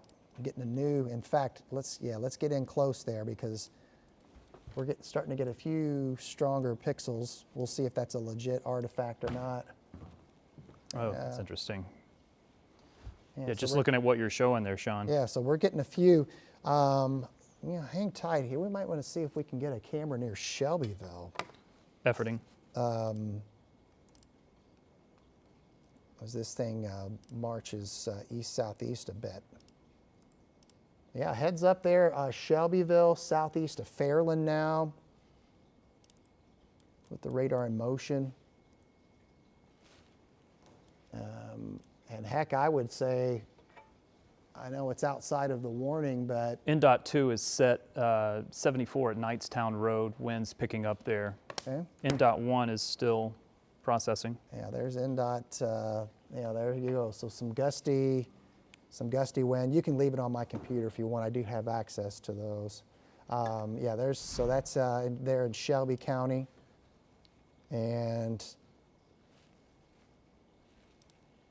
but yes, severe thunderstorm warning continues, and I would say heads up there in Columbus too, because this, to me, it's kind of arcing out a little bit. Greensburg in the severe thunderstorm warning as well. And easier to, in my opinion, Rob, easier to see the wind spikes on this one now that the heaviest rain is moving away from that Indy From the metro. radar. Remember we said this thing would, would kind of bloom up a little bit, and this Yeah. is what I mean by that, because all that heavy rain was over the radar location. So we're getting a good sampling. Now we are, and you can see that wind surge that's going right across Shelby County here. So I'll let you take it over, buddy. Yeah, a couple of things I want to mention. First, let's kind of reset here and show you what we've been dealing with. I want to take you to some video. Let's go to some video that we've seen from earlier in the day. There's quite a bit. This is from Muncie. These are some of the water rescues that have been ongoing. I believe this, just by judging from the video, is from Rich and I, from the location that he was at earlier in the day, of some of the water rescues. I mean, you can see, and just judging by this video and compared to what we saw from Rich's live shot, you can see the water was probably a little bit, at times had changed a little bit because some of the vehicles that are now stuck in the water are at various depths depending on where we are. Let's take you to this. This is Cambridge City where we had some high waters. You can see the water rescue boats are out. The emergency vehicles stopped traffic on this road. This is one of the areas that has been under the flash flood emergency really since this morning, and likely will continue as long as the heavy rain is ongoing. Let's take you to another locations. Let's take you to Newcastle, where we've had waist high water for some locations, and looking out from this house, you can see that the water really goes off as far as you can see, unfortunately, in these locations. And keep in mind, these are areas that saw 12 to 13 inches of rain. This also from Newcastle. Looks like a road that had collapsed because of the water going underneath that, and it eroded away the waterway. The video that we're looking at here, tell me again where this is from. This also is from Newcastle as well. In these areas, while there are some locations that are a little bit more heavily populated, they're relatively rural. And the reason I'm bringing that up is because when you look at these areas, while it's a lot of rain, and anyone is going to see this type of flooding when you're dealing with 12, 13, 14 inches of rain, it can handle it a lot better than some of the metropolitan areas where there's a lot more pavement, a lot more area for the rain to come through. Sean, I want to show you something here. Stay on me, but I'm talking to Sean specifically because I made an update in our computer just to allow for the auto query to pick up the flash flood emergency. So when I get in close and I do an auto query, and this really is just for Sean, it should say now flash flood emergency up top. It's not something that our computer I'd had set up before because we haven't had any flash flood emergencies. So I wanted to make sure, and of course from the Weather Service, their wording here is saying catastrophic, and you can see all of the flash flood emergencies. Now when you go to the Indy Metro, and I'm going to move in and get a little bit closer,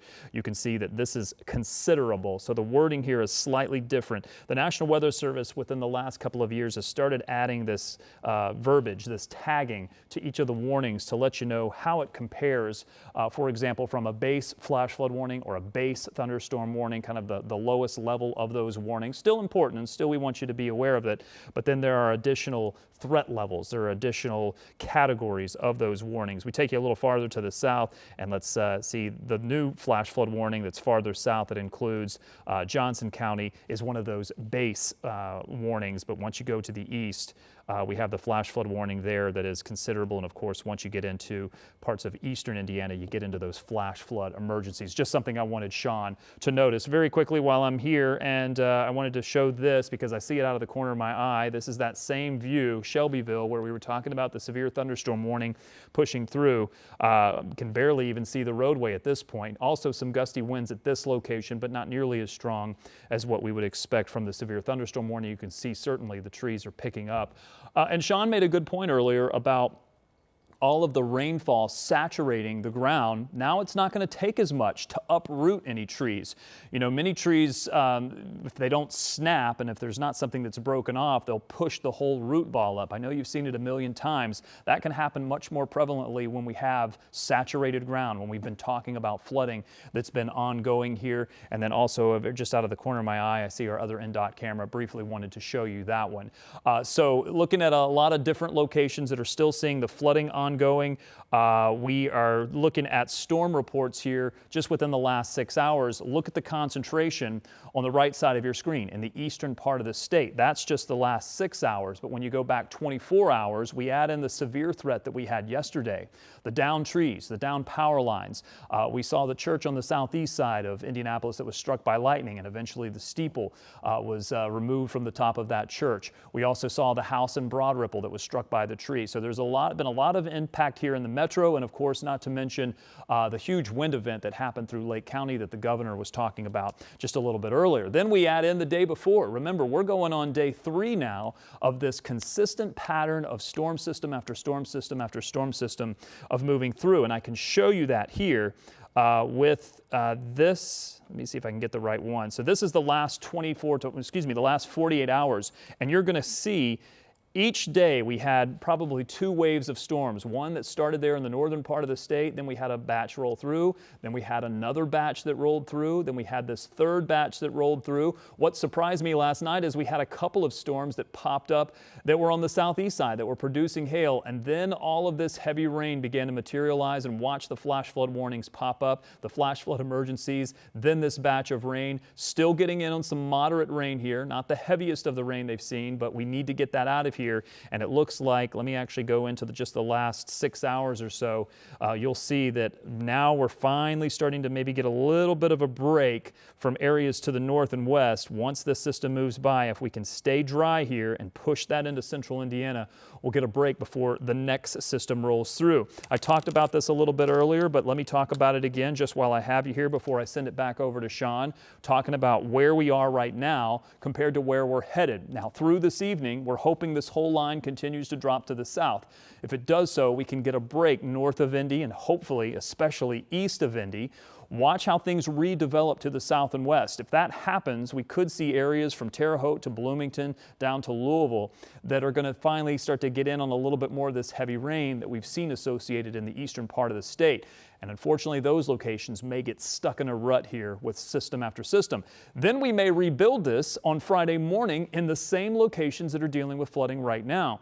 So I'm warning you in advance. This is 2 days advance notice here of the possibility of more flooding on Friday in areas that are already going to be saturated. How much more are we talking? Well, according to this one model, maybe as much as 1 to 2, perhaps 3 inches of rain. But this is one of those things where the computer models, the spacing of the grid is only 4 kilometers or so, so about 1.5 miles, 2 miles or so. So when you look at this, there are spots here that aren't in those specific locations that you see plotted on your screen, Indianapolis 1.98, but there are going to be some locations that are going to get significantly higher than that. Let me show you this model. This is much more high resolution, and you're going to see a lot more variability. Look at Seymour at almost 4 inches of rain, meanwhile Columbus at 1 inch of rain. And it's that type of variability that we see on the very small scale from location to location that will not help the situation. We're talking about at least 2 more days of rain and storms, and maybe even 3 as we look to Saturday. To be honest, Sean, I have not looked at the latest long-range stuff for Saturday, so I don't know how Saturday is shaping up at this point, as we've kind of been under the gun with the short-term impacts here. Yeah, I know, me too.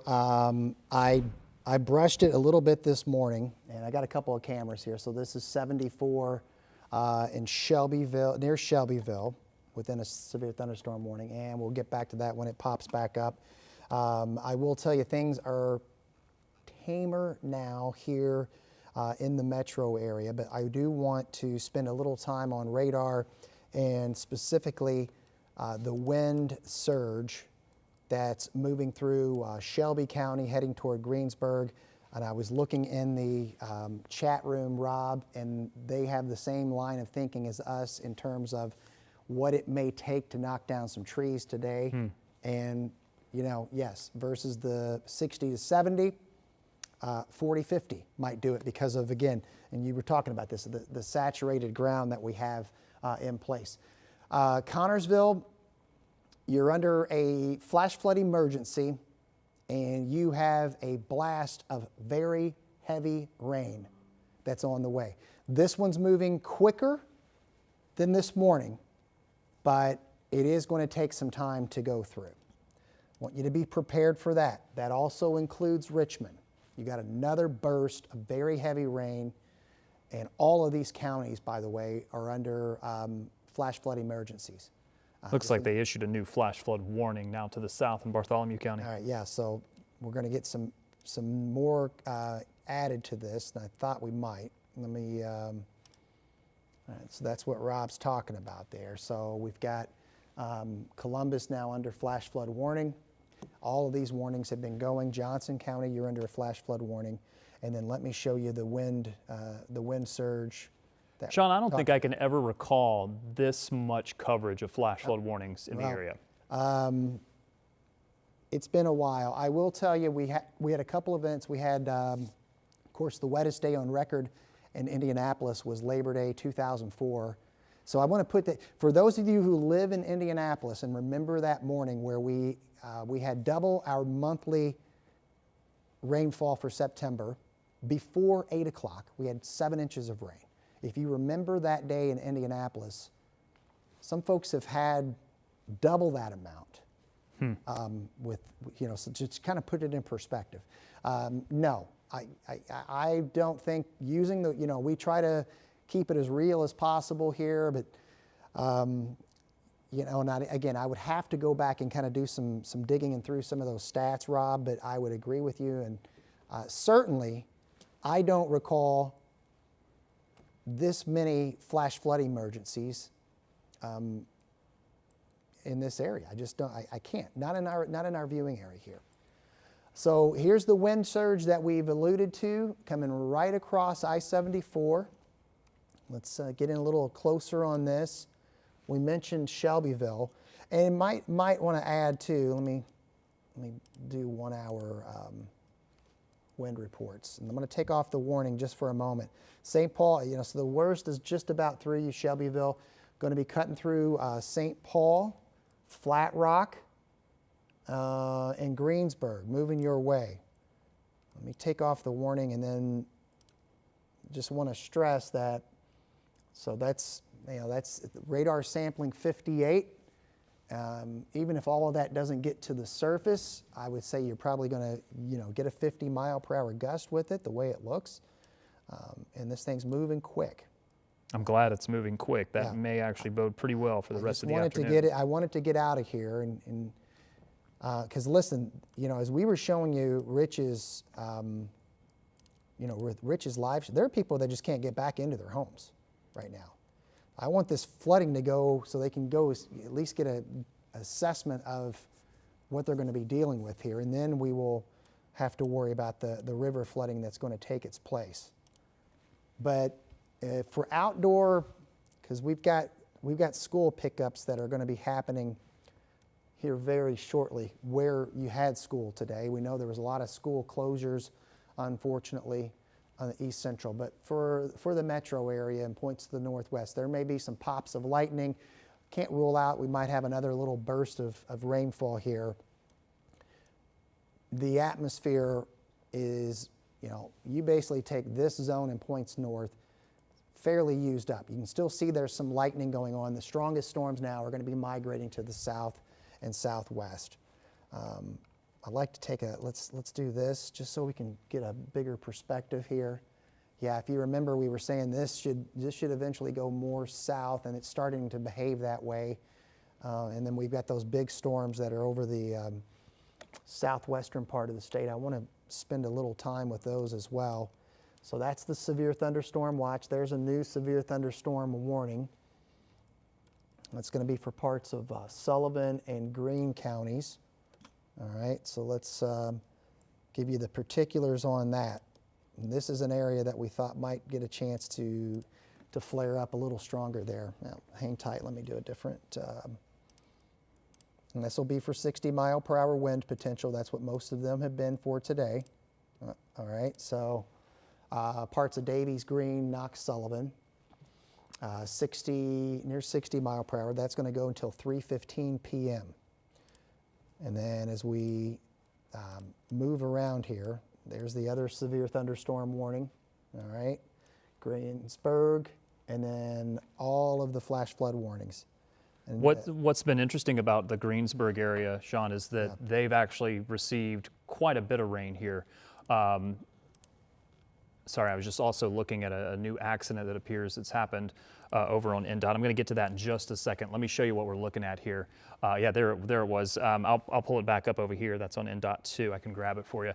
This is a new, looks like a new accident perhaps that's happened, although it looks like there's emergency vehicles on the scene now. It may also be that they're just blocking the road for water on the roadway here at 69 at State Road 13. It's hard to tell just because there's so much rain falling at the moment. Given that they've got those lanes blocked, it may be that part of the interstate here is flooding. I'm trying to look at the median there and see if there's flooding that's happening. Is that a gentleman standing in the water there at the bottom of the screen? It does appear that that's so. He may be trying to clear the drain. There may be some debris caught in the drain. Well, He's trying to help yeah, clear it out. that could definitely stand by here. Yeah, so again, we're starting to see some locations continue to pick up even more rain. Let's go back out to Rich Nye, who has been reporting on some of the flooding, who's been giving us some of those incredible pictures live in the field. Rich, what are you seeing at the moment? Lots of rain, Rob, and lots of flooding, which obviously has been the issue here in Muncie. Right in the heart of Muncie, we're at 17th and Vine Street. You're looking down Vine Street at a flooded street, and many homes that are also now standing in water, up to a foot or more of water.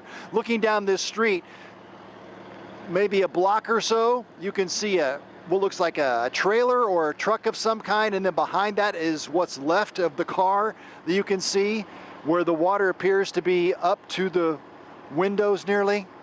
Just incredible amount of flooding here on Vine Street. And this is the same picture repeated for about a 5 by 5 block area where there's this dip in the terrain in this part of Muncie. In fact, many of the people who have been evacuated from these homes today told us that they had the same problem just about a month ago. In fact, Channel 13, our crew was up here covering that problem, but that was a very minor problem relative to this. This is the deepest flooding they've seen in this area that anyone can remember. You see the boat here, this is how they've been rescuing people and evacuating them from their homes throughout the day. We believe now that everyone who wants out is out of their home at this time in this area. But there are some people who have decided to hunker down and don't want to leave their homes. We've seen a lot of people come out, not only with family members, but with their pets. Some people with multiple pets. Lots of dogs and a couple of cats have been brought out in these water evacuations today. But you can see just how deep this water is. There is a concern now here in Muncie as well about the levee. For now, White River, the levee is holding and the water is not above the levee, but the fire department's very concerned about where that water level is going to go along the White River as well here in Muncie. I want to show you over here real quick. Chris, watch your step. It's uneven here. But over here is the command center that the Muncie Fire Department has set up and where they've been bringing people that were evacuated into this garage. This is just a local business that donated this space for the day so that the fire department could get out of the rain and set up a mobile command unit. They've been bringing people here, and then there's been actually a city bus that has picked up people and taken them to a local church, which is serving as a temporary shelter. So that's the scene here in Muncie.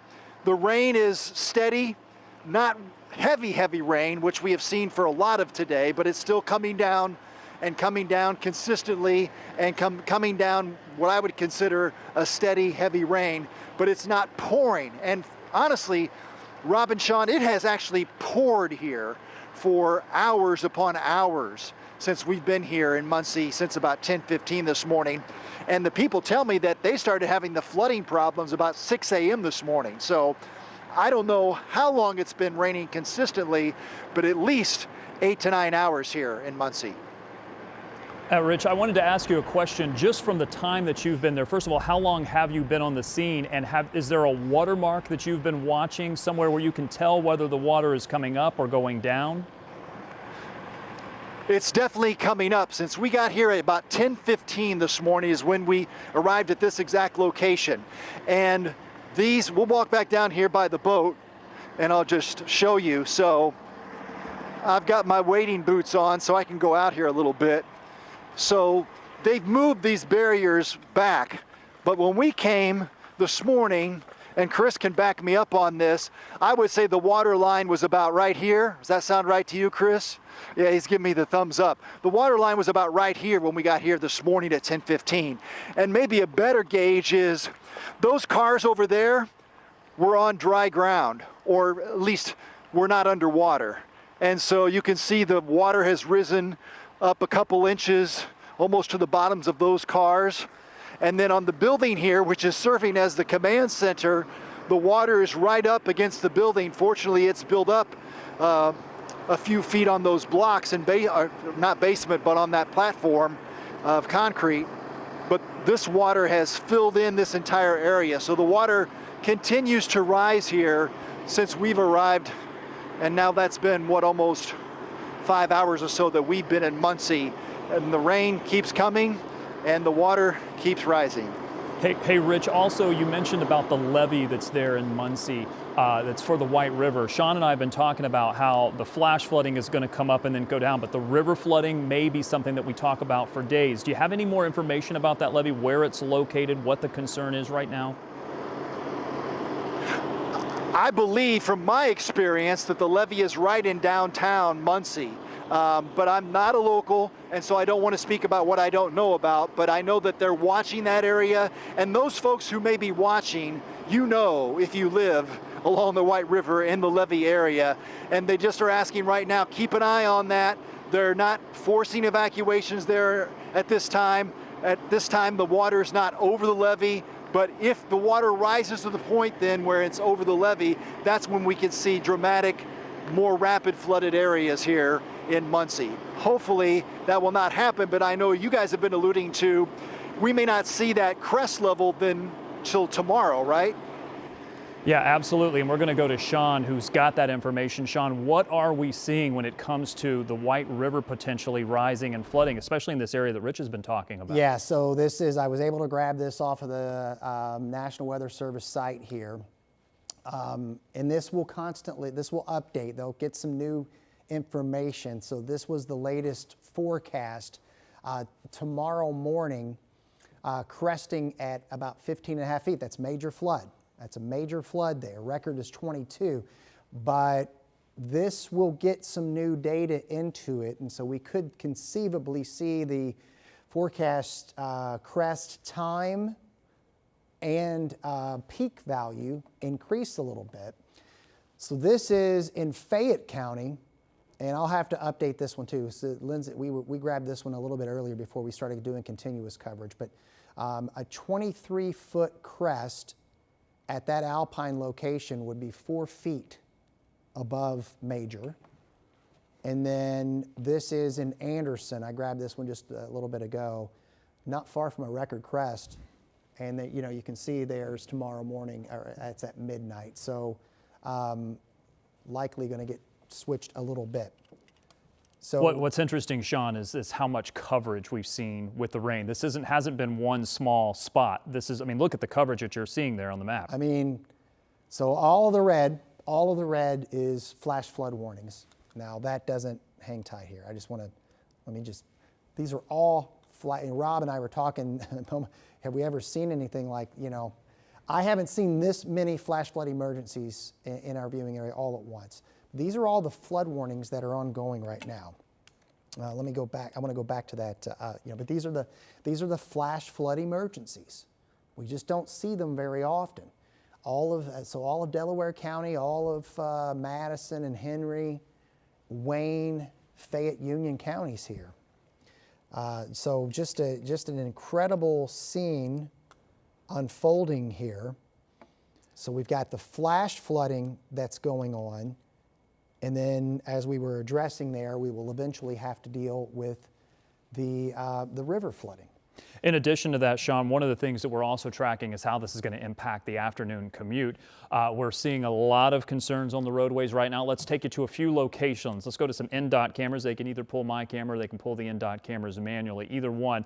Let's take you here to Lebanon. This is Interstate 65. You are looking at the northbound lanes with a vehicle that has been involved in an accident. It looks like the emergency workers there are on the scene. They've got the right 2 lanes blocked, which means that only 1 lane of traffic is being allowed to move. That would be northbound traffic. Southbound traffic has been slow as well, but this is one area that we're tracking. And then also, let's take you to Interstate 69. We've got an issue here with some flooding, and there are many more issues, but these are the ones that we've got the NDOT cameras on currently. With the left lane being blocked, left 2 lanes, it appears to be blocked, although that left lane may be an emergency pull-off lane. But they've got the lanes blocked. Now, it appears that that's because of flooding. We've also seen a couple of emergency workers there, unfortunately, having the duty of going into the ditch and maybe trying to unclog some of the drains there that allow that water to be removed from the interstate. Unfortunately, that is pinching the lanes down. This is Interstate 69 at State Road 13. If I'm not mistaken, this is going to be in the northwestern part of the state. Although, no, 69, sorry, the other side, northeast of the state here. Again, these areas are already areas that have received so much rain, and it's still raining heavily. You can tell there just by looking at the NDOT camera. Let's talk about where we go from here and how much rain has fallen, because Sean, I know you had a chance to look at it, and I'll come to you about that in just a moment, but I want to show you how much has fallen. So let's come back to the traffic computer here. I'm going to show you how much rain we've received and get in a little bit closer. Now, when we talk about the rainfall, this is an estimate. These aren't actual values, but the radar has done a pretty good job of estimating. Now, that's what you're looking at as far as the color table is concerned, but I'm actually going to plot a few locations. And when we see that, we're talking 10, 13, 14 inches of rain that we've received, especially in Henry County and then over into Wayne County as well. There's a 15-inch estimate over into the western part of Wayne County. And then also a little farther to the south, here's another thing that surprised me, especially into Decatur County, where we've been looking at some of the heavy rain starting to pile up, especially around Greensburg right now, 7 to 8 inches of rain. There's a 9-inch rain estimate of what's been falling.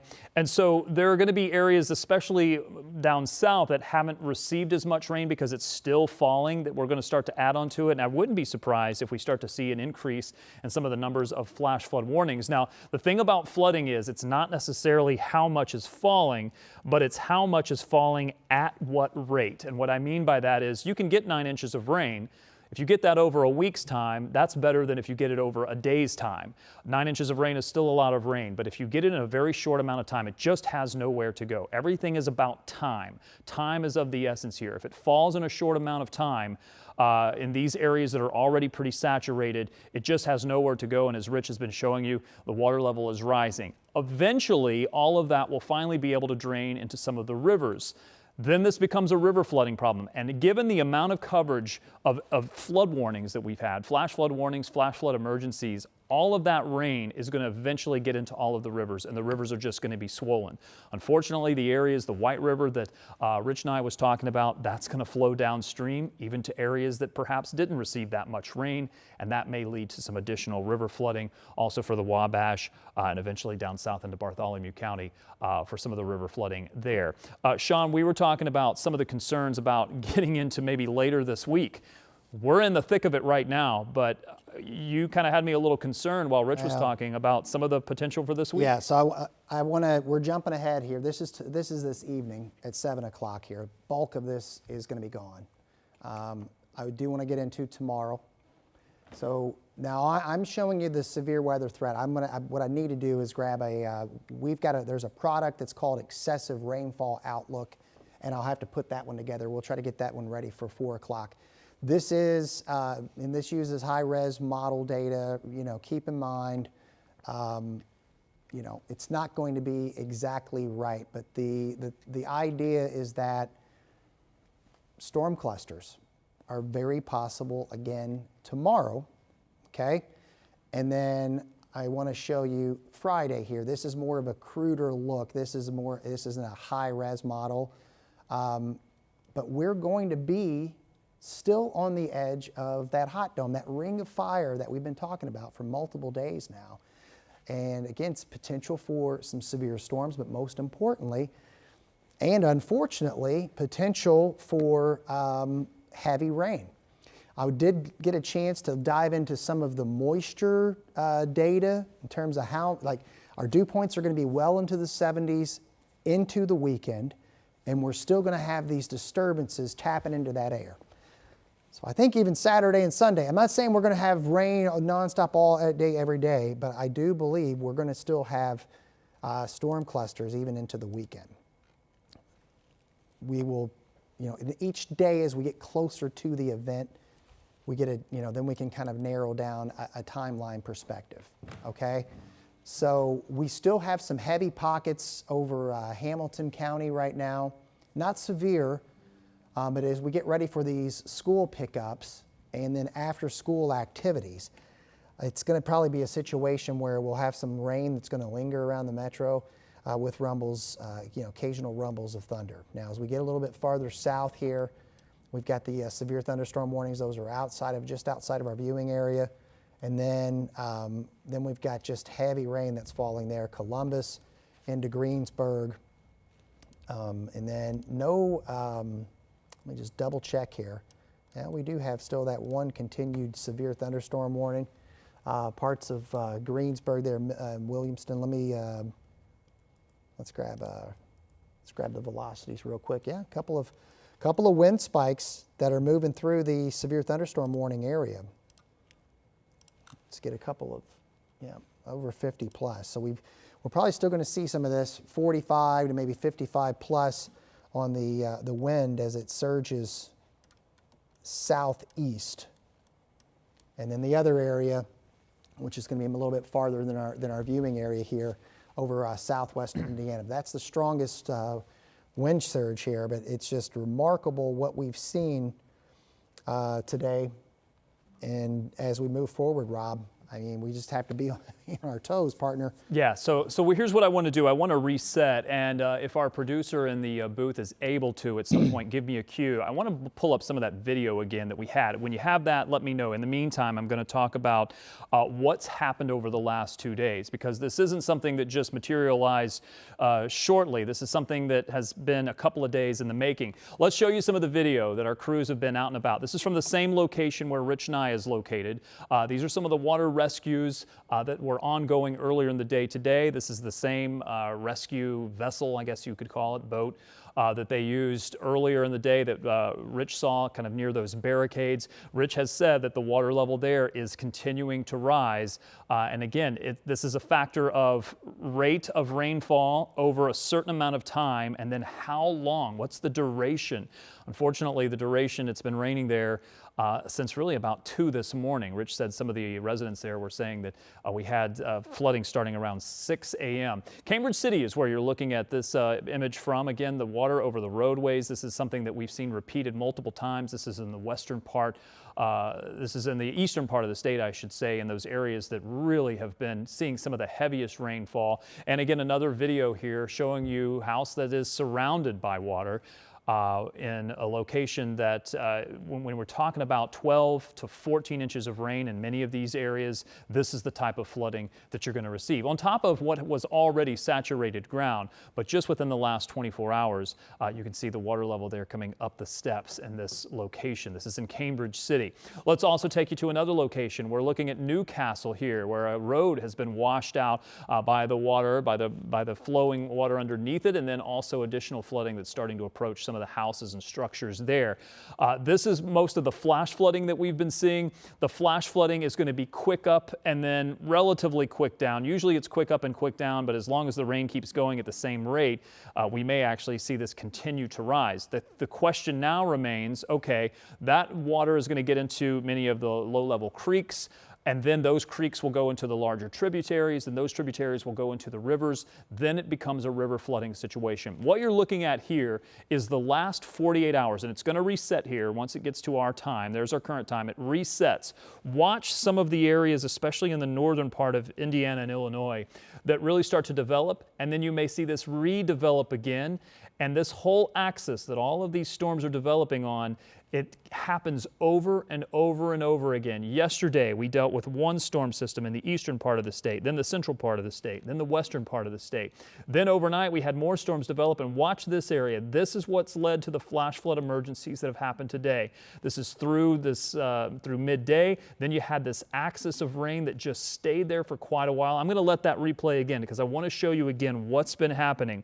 You already had some rain that moved through from one batch late on Monday, let's say, and then one batch that came through on Tuesday that saturated the ground, another batch that redeveloped and pushed across Indy. This is what led to the storm damage in Indy yesterday, another batch that formed there. And then overnight, what was impressive is we saw all this redevelop, and then you had that axis that I've been talking about. It developed yet again. Watch the rain just sit here hour after hour after hour, includes Muncie, where Rich is located, that saw hour after hour of rain. We're talking about on the order of 6 to 12 inches of rain. That is a lot of rain to come down just within one day.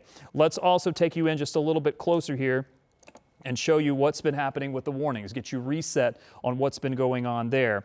Those warnings, flash flood warnings that are in place, there's different tagging for the warnings, including those that are outlined in black, which are the flash flood emergencies, which does include Muncie, includes all the way over to Richmond, Connorsville, and many of these locations. Sean mentioned it earlier, and I never did pull it up, but while I'm thinking about it, I'm just going to pull up the Connorsville camera just to show you a live picture there. Thankfully, in downtown Connorsville, certainly wet, but not seeing the flooding at this particular location, and that's a bit of good news. So what is the radar estimated? Well, you can see where the bullseye has been. This is the last 48 hours of rainfall. This is an estimate. So when we talk about an estimate, many of these locations to the east, and I'm going to go ahead and query a few just to show you an updated query. Newcastle has been one of the areas that's seen anywhere from 12 to maybe 14 inches of rain. The numbers have started to go up, especially in the western part of Wayne County. Look at that estimate there of 16.8 inches of rain within the last 48 hours. That is the highest I have seen so far, because remember, the rain is still falling. We may still pick up another inch or two of rain with what's happening currently. Farther to the south, some of the rain has piled up to as much as almost 10 inches of rain, 8.5, almost 9 inches of rain. There's a couple of spots here I've been watching. There's a 10.2 that's showing up, and then also maybe a little further to the south. And they currently have some pretty heavy rain that's falling at the moment from that line of storms that's moving through. That's only going to add to what's already fallen, and they've got the severe thunderstorm warning on top of that. Back in the metro, let's take you to a couple of locations. You can see the heavy rain is still falling, but at least the line of severe storms has pushed to the south and east.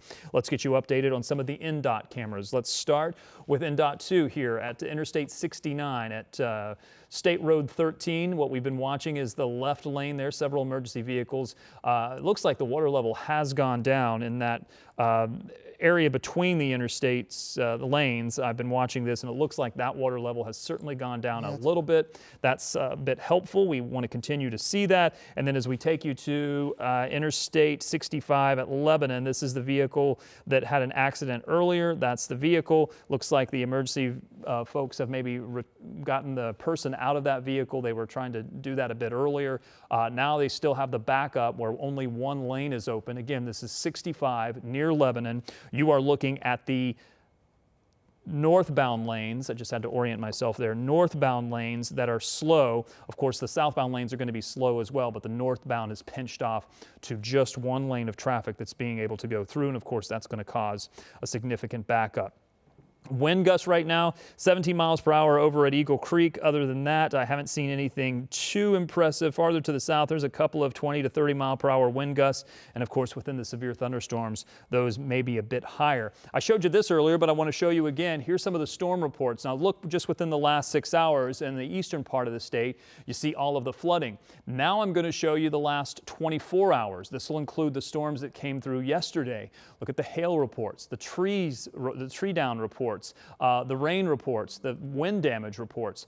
That's from the line of severe storms that came through and really drenched most of us and saturated most of the ground before the heaviest rain event unfolded early this morning. Then you go back another day and look at the additional amount of rain and storm events, storm reports that begin to fill up the map here. So when you look at the last 48 hours, almost every county in Indiana has had some type of storm report, whether it is hail, wind damage, heavy rain, flooding. And of course, in Lake County farther to the north, we know we've had significant concerns. Let me actually show you just a little bit of a wider view. We are not alone. Look at the number of storm reports across the Midwest, starting from Chicago through Indiana, through Lake County, Indiana, through central Indiana, and then also over into Columbus, where we had some pretty impressive winds that came through Columbus, Ohio, by the way, not Columbus, Indiana. And then that continued even down as far southeast as DC and along the East Coast. So this is quite an event, a stubborn pattern that's been in place. Just throwing some of the traffic on there for you. Again, keep in mind we do have the flash flood warning that's in place for at least Marion County and over into Hendricks County as well, but we also have the flash flood emergency for Madison County and points to the east, including Delaware and over to Wayne County. Really areas that we've been talking about with those 10 to maybe as much as 14 or 15 inches of rain. There's that slowdown in Lebanon that I was telling you about, where the vehicle there was involved in an accident. It's got the lanes blocked. You can see it's causing slowdowns both northbound and southbound on Interstate 65. If you're going to be taking that location or that direction, just know that you're at least going to have to encounter a slowdown. It's not closed, but it is going to add a little bit of extra time to your trip. There's the last 6 hours, and you can see how the warnings really expand over time. Look at how much rain just sits here and falls over the last 12 hours or so. Watch this area right here. This is where Rich Nye is located. This is all of the rain that's fallen in Muncie. Looks like the rain may be starting to decrease a bit.